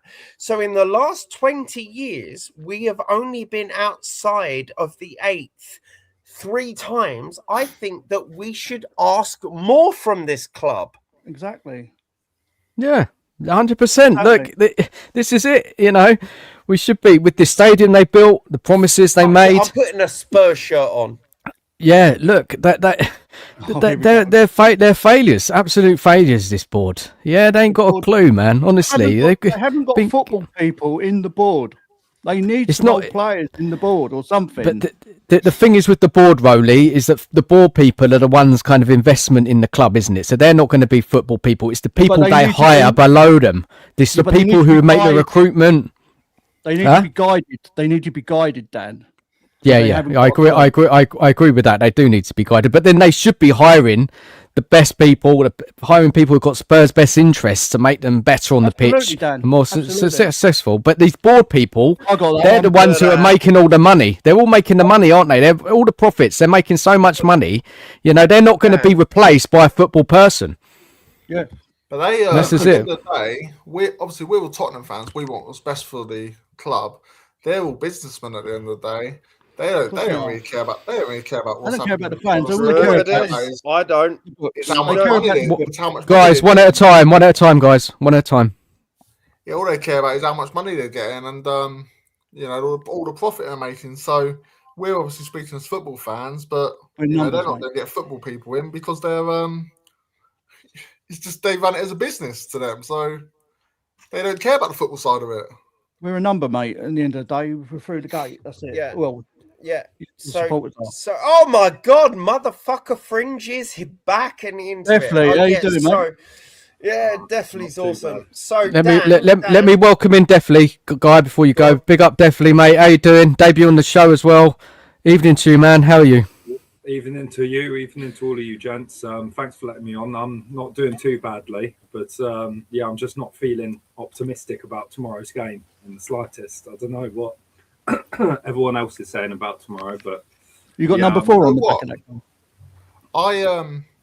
I left the stream. My stream Yeah, that's the same as my one. get away from you lot. Yeah, to get away from you lot. You just followed me over here. I mean, I think I need You to go. love us. Don't lie, Anthony. You love us. no, Right. See, Bob. Guy, sorry, mate. What are you going to say before I brought in Definitely? But here's the thing: when we start talking about like football people, and Dan, I'm not going to lie to you. This is my next project. You know, I deep dived on the pitches, right? Yeah. So I'm going to deep dive on all of the Premier League boards and what are footballing people and what they are on the boards. Because again, not tomorrow, because we've got a game tomorrow. I'm going to get completely plastered. But on Monday, There's some and really bad Tuesday, feedback, guys. There's some really bad feedback, Guy. I don't know if it's you, but when you're Is it talking, me? stop now. Who muted themselves? yeah, it might have been me. I'll put myself on mute when I'm not talking. It's cool. Cheers, man. Sorry, Guy. Go on. Yeah, no, what I'm going to do is I'm going to do a very, very deep dive on all of the Premier League clubs to see who are football people on their board. And I think that this statistic is going to be shocking, but it's another show for another time, isn't it? Another Yeah, show. interesting. Yeah, Guy, it'll be interesting to know that. That's a good idea, Yeah. mate. I think. Yeah, look, because we all talk about we need to get footballing people on the board. Yeah. But Rowley's made a good point and said, you know, we need football people at that level, you know, wherever. Well, I don't know, you know, how it all works, but we do need. I don't know. They brought in Vinay. What was his CV to come into Spurs? I don't know. Honestly, he's just been a washout, isn't he? Really, Vinay. That's just, Me and Manny have talked about Vinay. Remember, I talked to you, Vinay. Talked to you about like the failings at the Olympic Stadium, the failings at your club signing false documents with a Chinese company, and your club putting out promotional material on it. Me and Manny have talked about Vinay before he even came because I used to troll him about this. Like, it's crazy, and now we've got him. And Manny, I don't want you to go on a long spiel on this. Just and in a nutshell, Vinay, it was either right. How did he warrant the Spurs job? What was he going to do? Because that, so far, how he's acted, and I know it's not just his fault, he's been a disaster. Manny, It goes back to Enoch. That's one of the stupid decisions they make. And many of us wanted him out at Arsenal. So all I can say is that the fact that you took him off us, it was just comedy gold for us. That's all. Yeah. Okay. I Yeah, agree well, So with you. he's basically shit. He's shit, basically, Manny. That, in a nutshell, he's not good enough. He's not a good. Incompetent. It's to me, it's amazing how we basically took on a guy who was sacked by Arsenal for not doing his job properly, and then a guy Even that before that, Villa decided to get rid of. Villa decided to get rid of Langer, and we brought him in as well. And now we have Yeah. both these people who were gotten rid of by their previous clubs, and Because they're we've not good basically enough. given them complete control over the football operations of our club. And then we sit here when it all goes wrong, and we're sort of questioning it. But to me, it's sort of like 2 and 2 making 4. You get 2 people who are sacked from their previous clubs, put them in control of our club, things start to go down. Mm-hmm. To me, it's amazing they haven't been sacked yet, either of them. Basically, after this utter just incompetent season, They were we've had. supposed to bring in communication to the fans, weren't they? Yeah, Then what that's have they it, done? really. It's not What a have they done? coincidence that Villa have got better and Arsenal have got better since Vinay and Lange have both left, and we've got worse. I'm not gonna lie. I'm sitting back now because I'm getting relaxed. Because I live in London, right? Vinay Venkateshan has been a scourge on London since the Olympics because he hijacked the Olympics to do some fuckeries. Then he went into Arsenal and caused some fuckeries. And then he went into Tottenham and caused some fuckeries. I've got proof. I've got receipts. Like, I have talked about this on many streams. I'm trying to find the screenshots as we talk, bro. I'm not lying. I'm still on my old laptop. Right, guys, yeah, and Power Teacher, he just fucked off, didn't he? You know, he weren't having none of it. You can't blame him, can you? He just He's anyway. I ain't standing in this shit. I'm going. I'm off. Is this the same Paratici that recommended Tudor to us? Yeah. Well, no, he recommended before he actually fucked off, didn't he? Yeah, that was his party gift to us, wasn't it? Yeah, it was Anthony, wasn't it? What a shit show, man!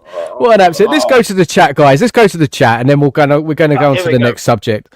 Let's go to the chat. 11 Giant Panda, 11 players falling all over the place, looking lost. So no difference for me. Someone said hello to Manny, PFC TV. Got a fan, Manny. Giant Panda, our standard has reached underneath the F1 track floorboards.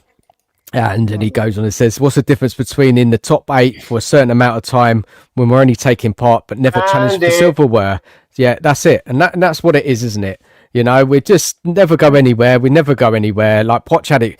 Poch, we were lucky with Poch, yeah? He was a great coach. He got loads out of the players. He built a team, you know, and the signings he weren't signing top players. He weren't signing, you know, the best players around. Some good signings, some awful signings. But, Levy got lucky with Poch, right? I think, right? And then when it comes to it, you know, when we really needed to have a rebuild, he was sacked, isn't it? Because we were struggling that season, that the one after the Champions League final.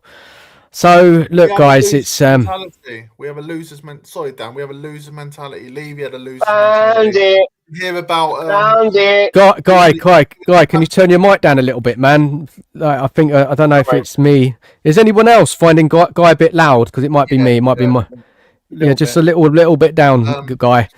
He scared the life out of me. There we go. Am I better?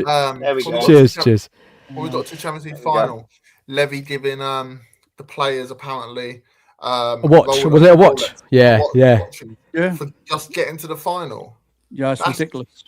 Our owners have a loser's mentality, and they do. They've drilled it into the fans as well. We just the whole club. We have a loose mentality now, and that starts from the top.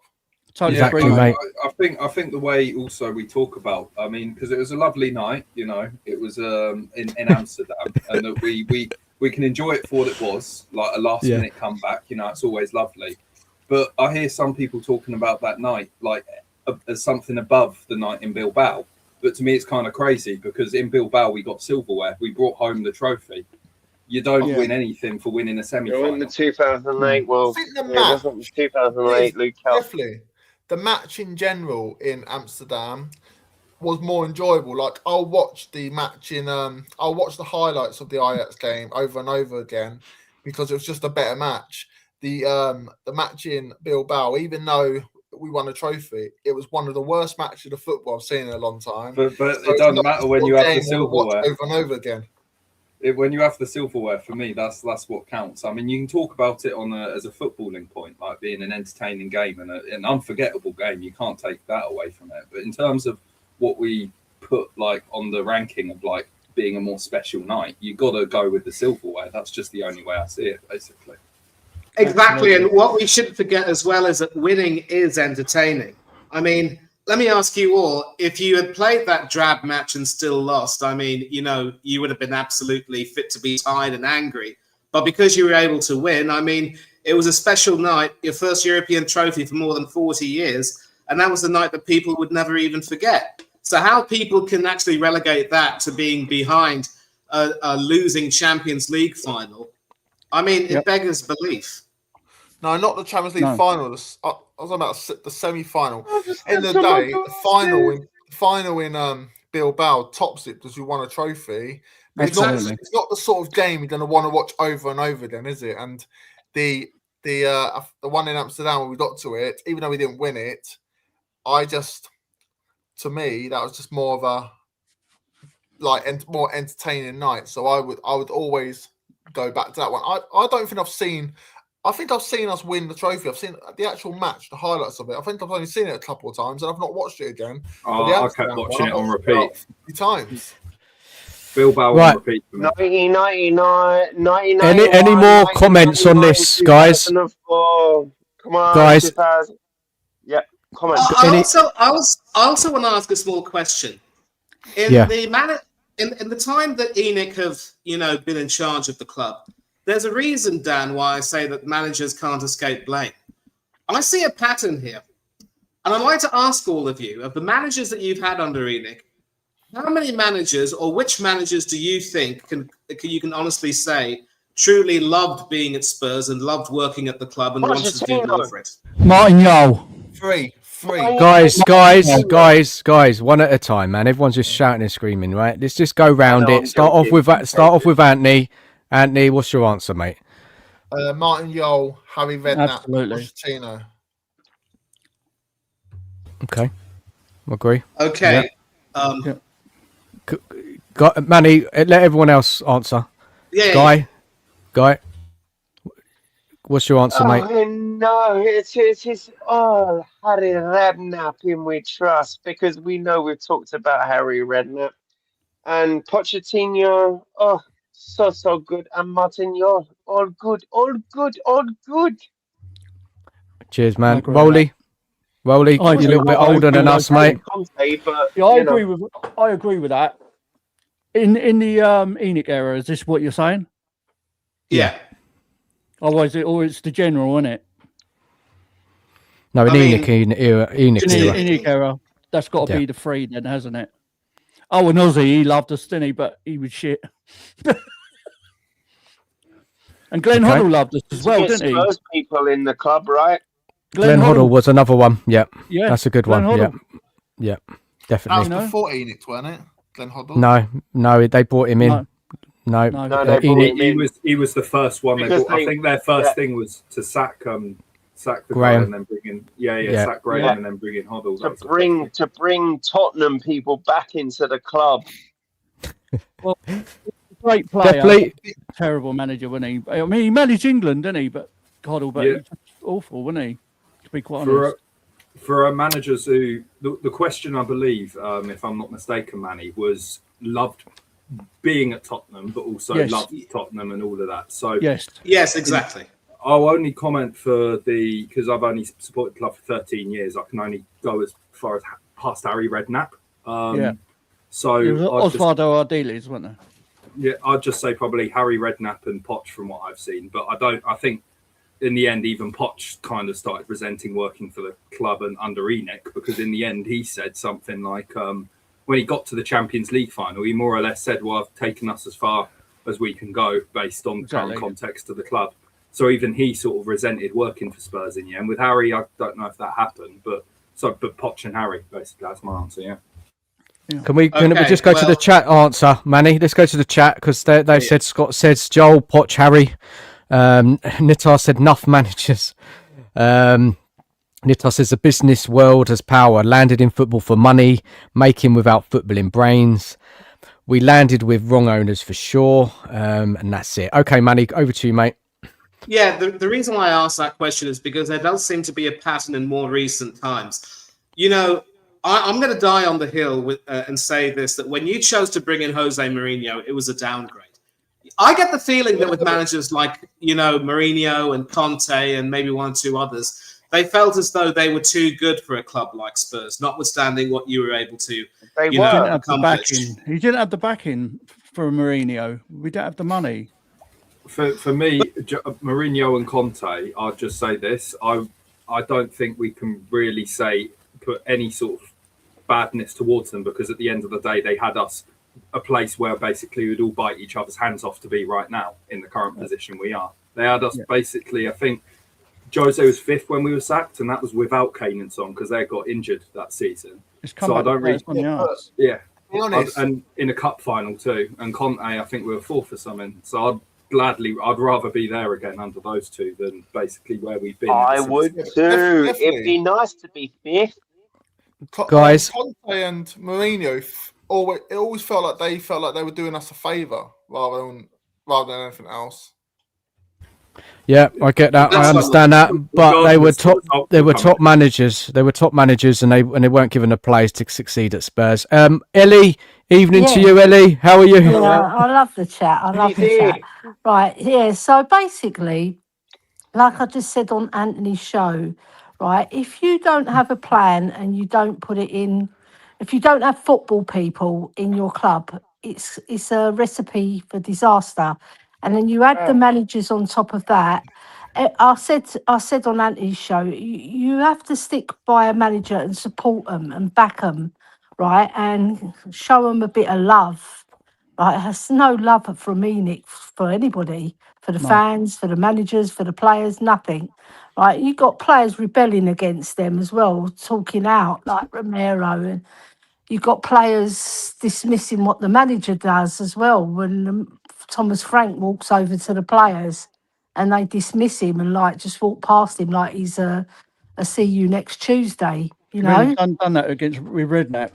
You can imagine it. Right. And then what I don't get right, I watched Hoddle the other day with Jeff Stelling, and he said that him and Ozzy Ardiles approached the club before Zerbi was appointed, and they put themselves forward to help the club, not become the manager, but to help the club, right? Yeah. And they were poo-pooed, and then they brought in Zerbi, and like you've got all these pool of excellence at our club. You've got Ledley King, you've got Glenn Hoddle, Ozzy Ardiles, Klinsmann. You've got so many more, Sheringham.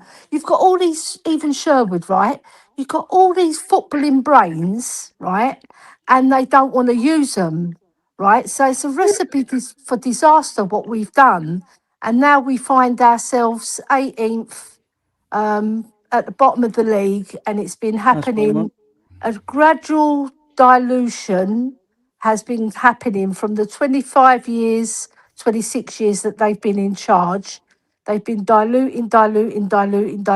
And what makes me angry as well, right? I went up to Scotland, right? And I went to Celtic Football Club, and they are so proud of their club and so proud of their history. They display religion. Who are the owners there, Ellie? Do you know?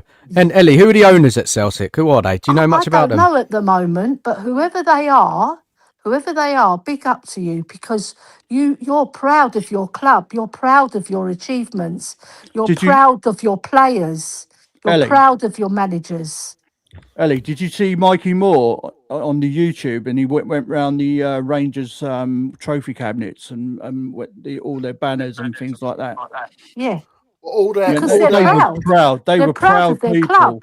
What have we got to be proud of? We've got to be proud of the money that they make and they don't spend on properly. At the end of the day, they're proud. They're proud people because it's not just football; it's religion there as well. It's a religion. It's a history. But we had it as well, right? I tried to do standards at our club is so poor, right? Guys, You've got big no up. Sorry, standards. Ellie. I just want to come in quick. You're spot on, Ellie. Fantastic. And everybody who's commented on this section has made some fantastic comments, yeah?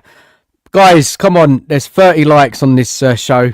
You know, Yeah. there's Come get the 73 in the likes up, chat. man. Please, at least get it to 50. That would be much appreciated. Just smash the like button. And, you know, Yes. thank you for being here and for all your comments. Now, I want to move forward because we could get stuck in this this section for a long time. Yeah. And we talk about it every day. Is there any more burning comments you want to make about this section before we move forward? Anybody else on the panel? I've said my piece, so whoever else wants to go next. Yeah, let's talk about the game. Let's get the game up.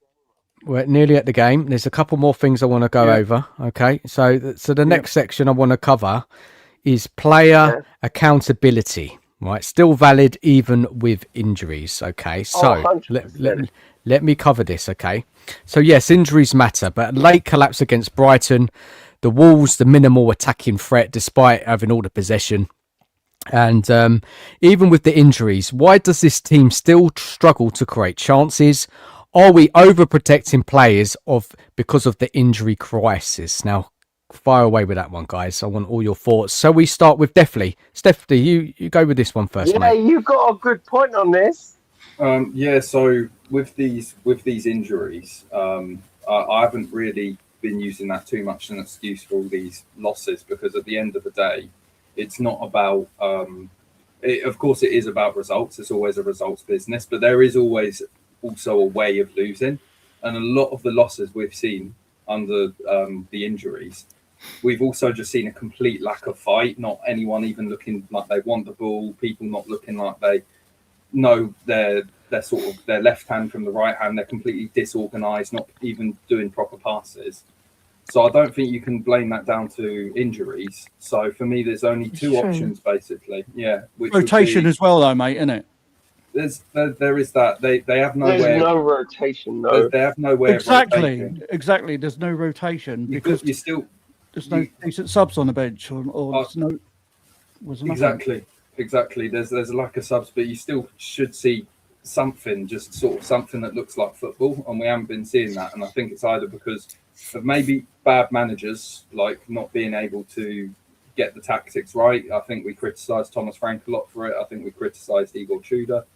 And then the other thing you could just put it down to is just not using their heads properly, because the basically incohesion we've seen, I think, is just a lot of it was just down to them not using their heads. They're watching the ball. They're not looking at the guy who's next to them. And we saw that against Brighton. That's a specific example. I remember talking to Guy about that on one of. Oh my god, we did an hour stream. People in the chat, we did an hour stream over 40 seconds of footage, and for me as a 10, and from Deathly as playing from a defender, it was peak content. It was one of the most enjoyable streams I ever had. But definitely go on. I was just about to say that exact thing. We basically looked at both goals, and both goals basically it was just all the players looking at the ball, not looking at the players around them, not scanning to see who's where. And we saw, just Matoma for that first goal we conceded, just being left in all that space, everyone watching the ball. And what does every player do? Every single player, what did they do, Definitely? Every single player,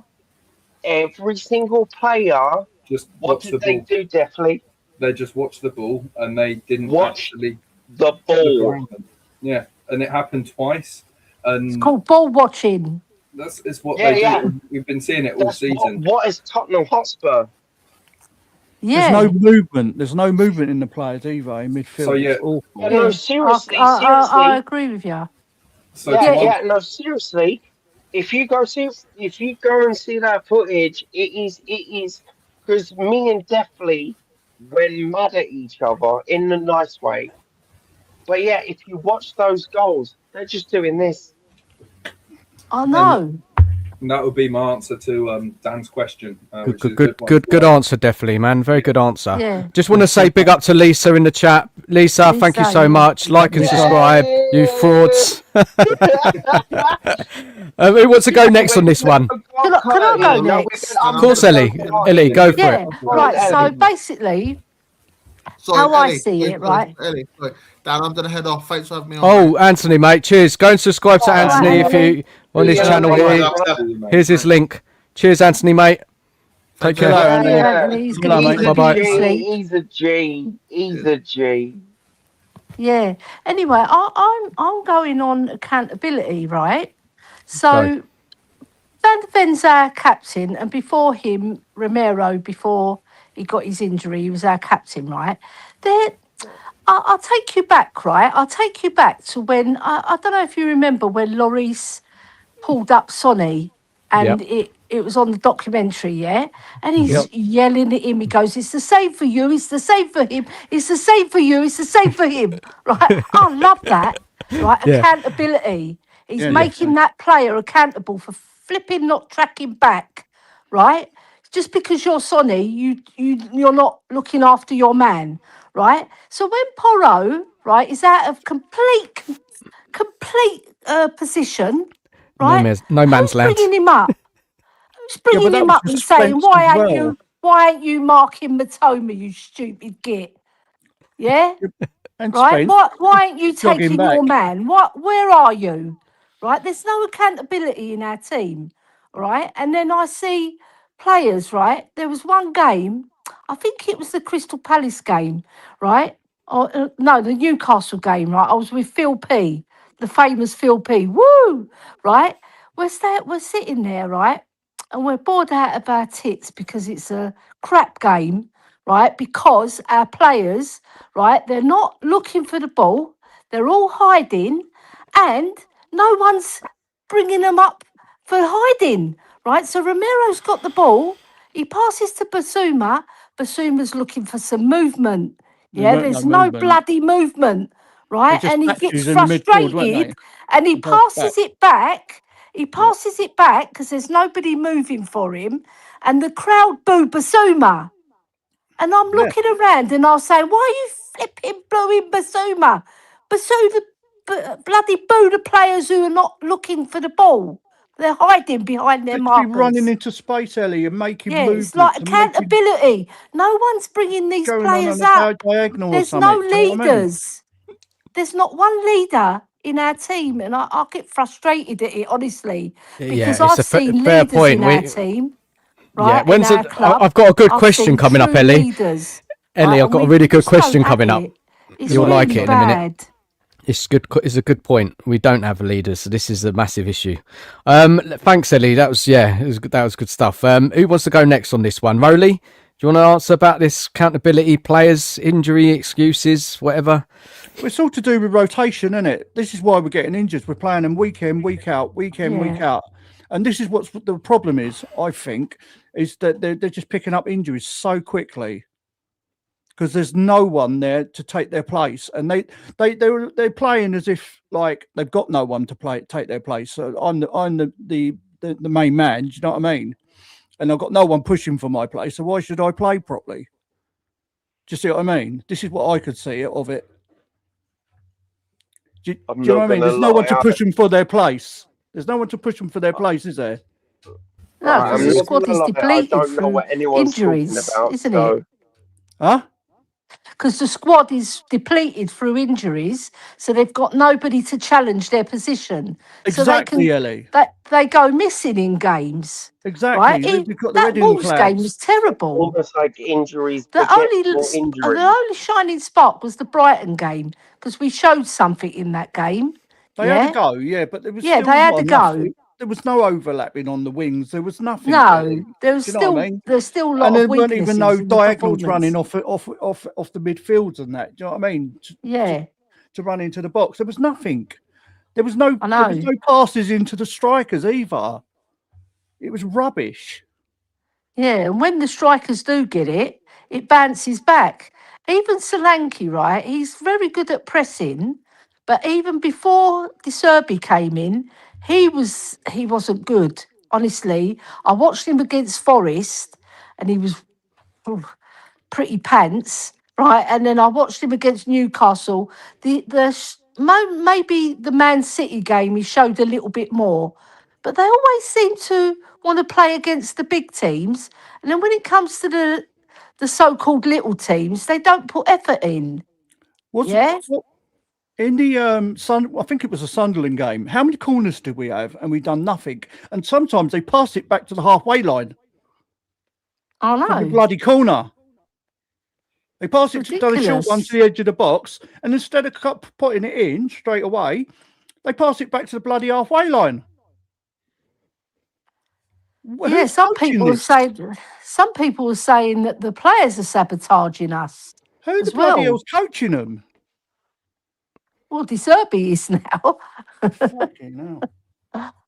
Straight up. Honestly, who the hell's telling them to pass it back to the halfway line off a corner? I remember Ange, right? Against who was it against? It was a friendly. Right, my player Højbjerg. Oh, here we go. Go on, Ellie. He hoofed it, right? He hoofed it backwards. And I heard Ange go, "Oh, you're fucking passing it back."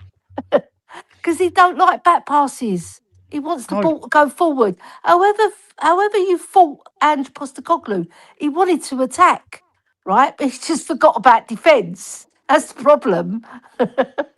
Right, guys, I've got I'm gonna mess. It's just one big mess. It is, guys. I've got to I'm gonna jump ahead now because I've got some daddy duties to get on with very soon. So so I'm gonna just jump to the final. I've got the baby's waking up and she needs a bottle, and my partner needs to do things, you know what it's like. So look, let's just go to the final part of the show, which is, the most important thing is tomorrow. So I just want to frame it in a particular way, and then we can all say our bit on what I want to talk about. Okay, so let's have a little look here. This is how I wanted to frame it. So look, okay, let's talk about hope versus evidence, right? So win tomorrow and we're out of the bottom three. Reality is 1 win in 16, injuries, no attacking threat, etc. Yeah. Are fans right to have renewed hope after that West Ham result? Or is it just ignoring everything we've seen from Spurs for months? What evidence is there actually that Spurs can capitalise on this opportunity tomorrow? Put Polino up front. Put Polino up front. He can score goals. No, it's ridiculous, isn't it? I think we've got to rely on set pieces, mate. Corners for Richarlison. That's the only way we're going to do this. Try and get set pieces. Okay. I don't know. Look.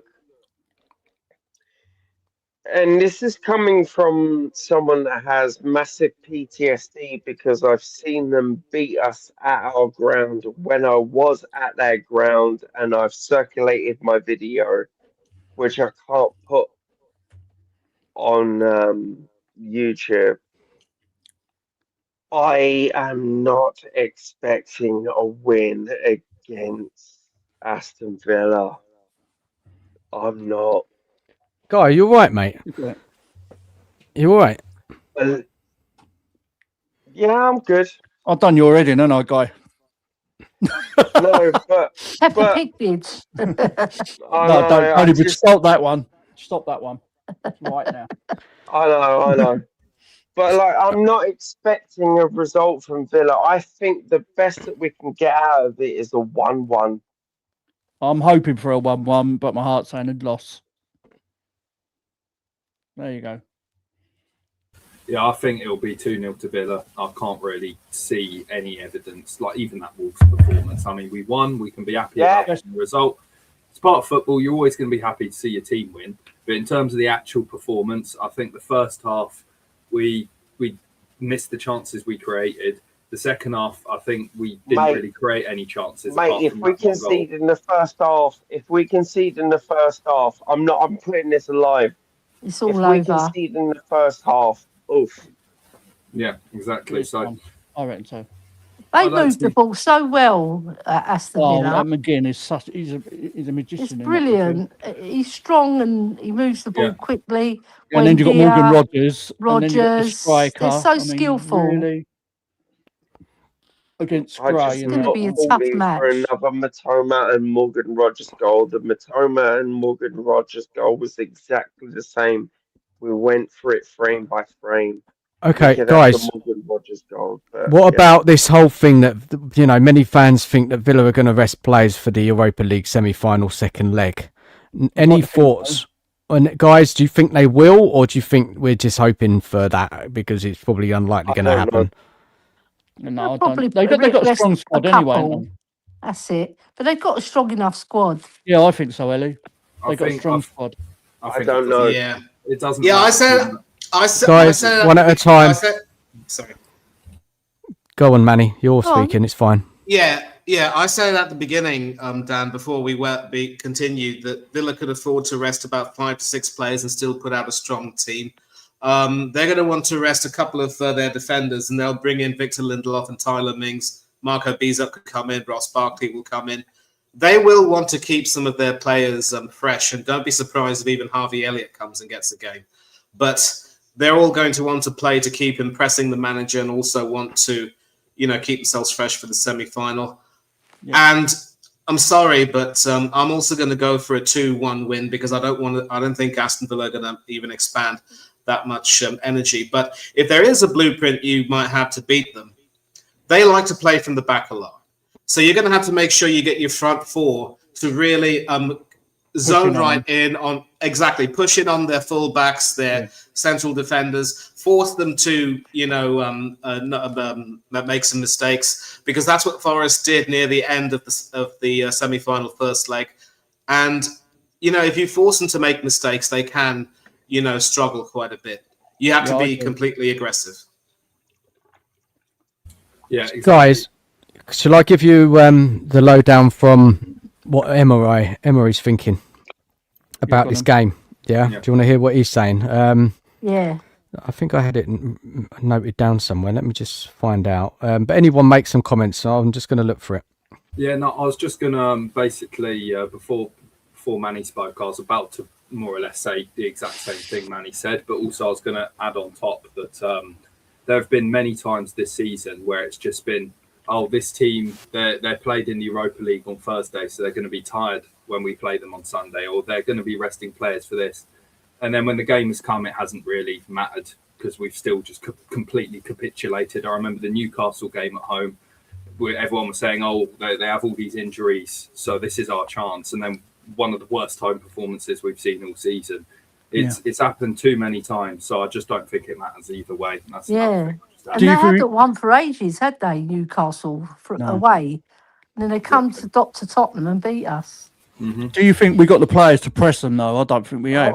No, because it's going to be Mawani, Tell and Richie.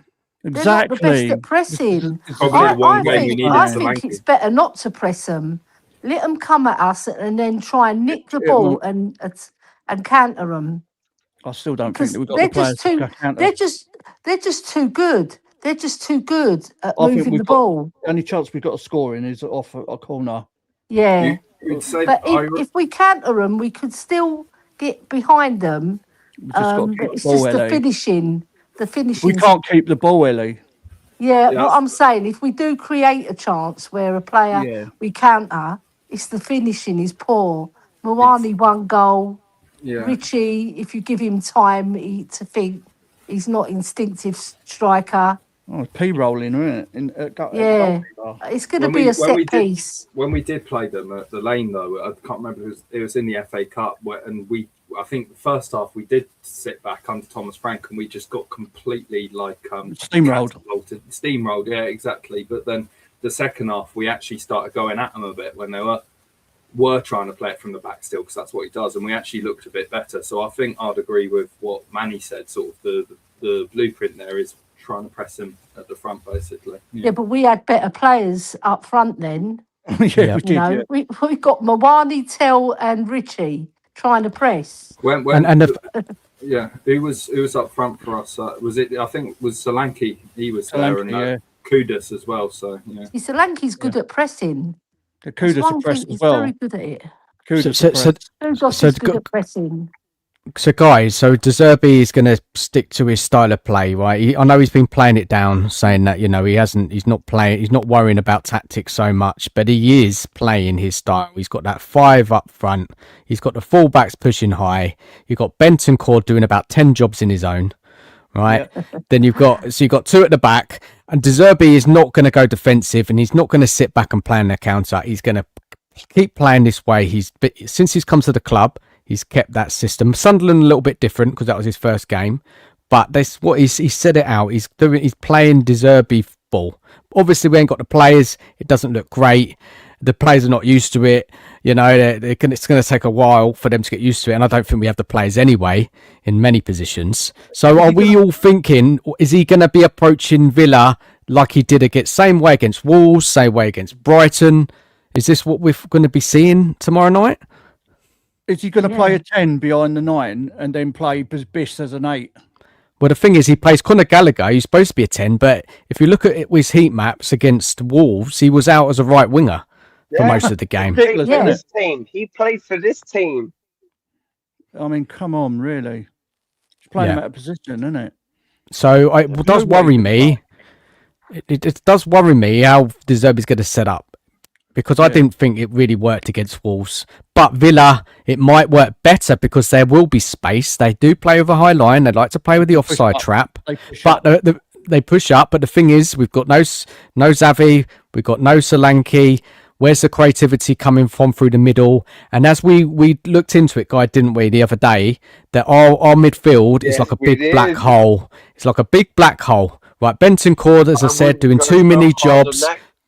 Too many jobs. You've got Basuma not getting in the game enough, covering the left back most of the game, as the left back in Spence was just pushing up high the whole match. And there's no attacking play through the middle. Everything's out wide, and even the crosses we put in weren't great. There was only 16 crosses when we had 60% of possession. That's very low for a team that dominates a game, only putting 16 crosses in, and one was successful. So it really does worry me. How are we going to score tomorrow? For me, and I think Rowley, I think a few of you said this, set pieces is going to be key. Paulini, I think, should start. Guys, do you reckon we should start Paulini? But I just don't think he will. I think he's going to go with Basuma again. No, he's not going to start. We need Paulini. I've been saying all season, I don't know why we don't start Paulini. Yeah, it's just to me. I know I might be like. Here's the thing. I don't leave with or go into the game who I want. It's just I don't want Archie Gray. I don't want Bergvall as a starter. I don't want inexperience. Would you play Bergvall on the left?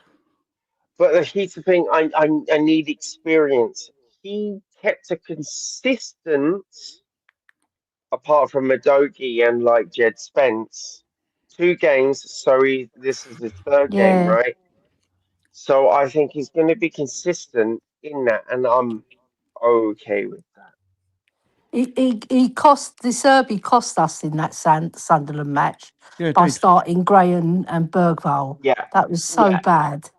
So Ellie, you can agree just with come me. Back, like, he wasn't match fit, was he, Bergvall? I don't want no Gray. I don't want no Bergvall, bro. Bergvall wasn't match fit then, was he? At Sunderland, was he? Yeah, but here's the thing, and also here's the thing: what we're gonna do on the right wing, Kolo Moani, bro. The thing is, Bergvall, even when he's match fit, what does he give to the team? Was Tell going on the left? What does he do to the team? I actually just want to kill myself because here's the thing: I'm just disgusting. Here's the thing: and here's the thing: I really actually went into an analytical discussion, and I just go. Yeah. Oh wow. We're fucked, bro. We are. Right, guys. I've got to wrap it up. So I just want predictions from everyone. Let's start off with Manny. Predictions for the Villa game tomorrow. Sorry, I've got to wrap it up. I've just got things to do, but I appreciate everyone jumping on. All right, Dan. Yeah, let's just score. 2-1 to the Villa. Ross Barkley to score the winner. Oh, fuck you, bro. Hey, watch it.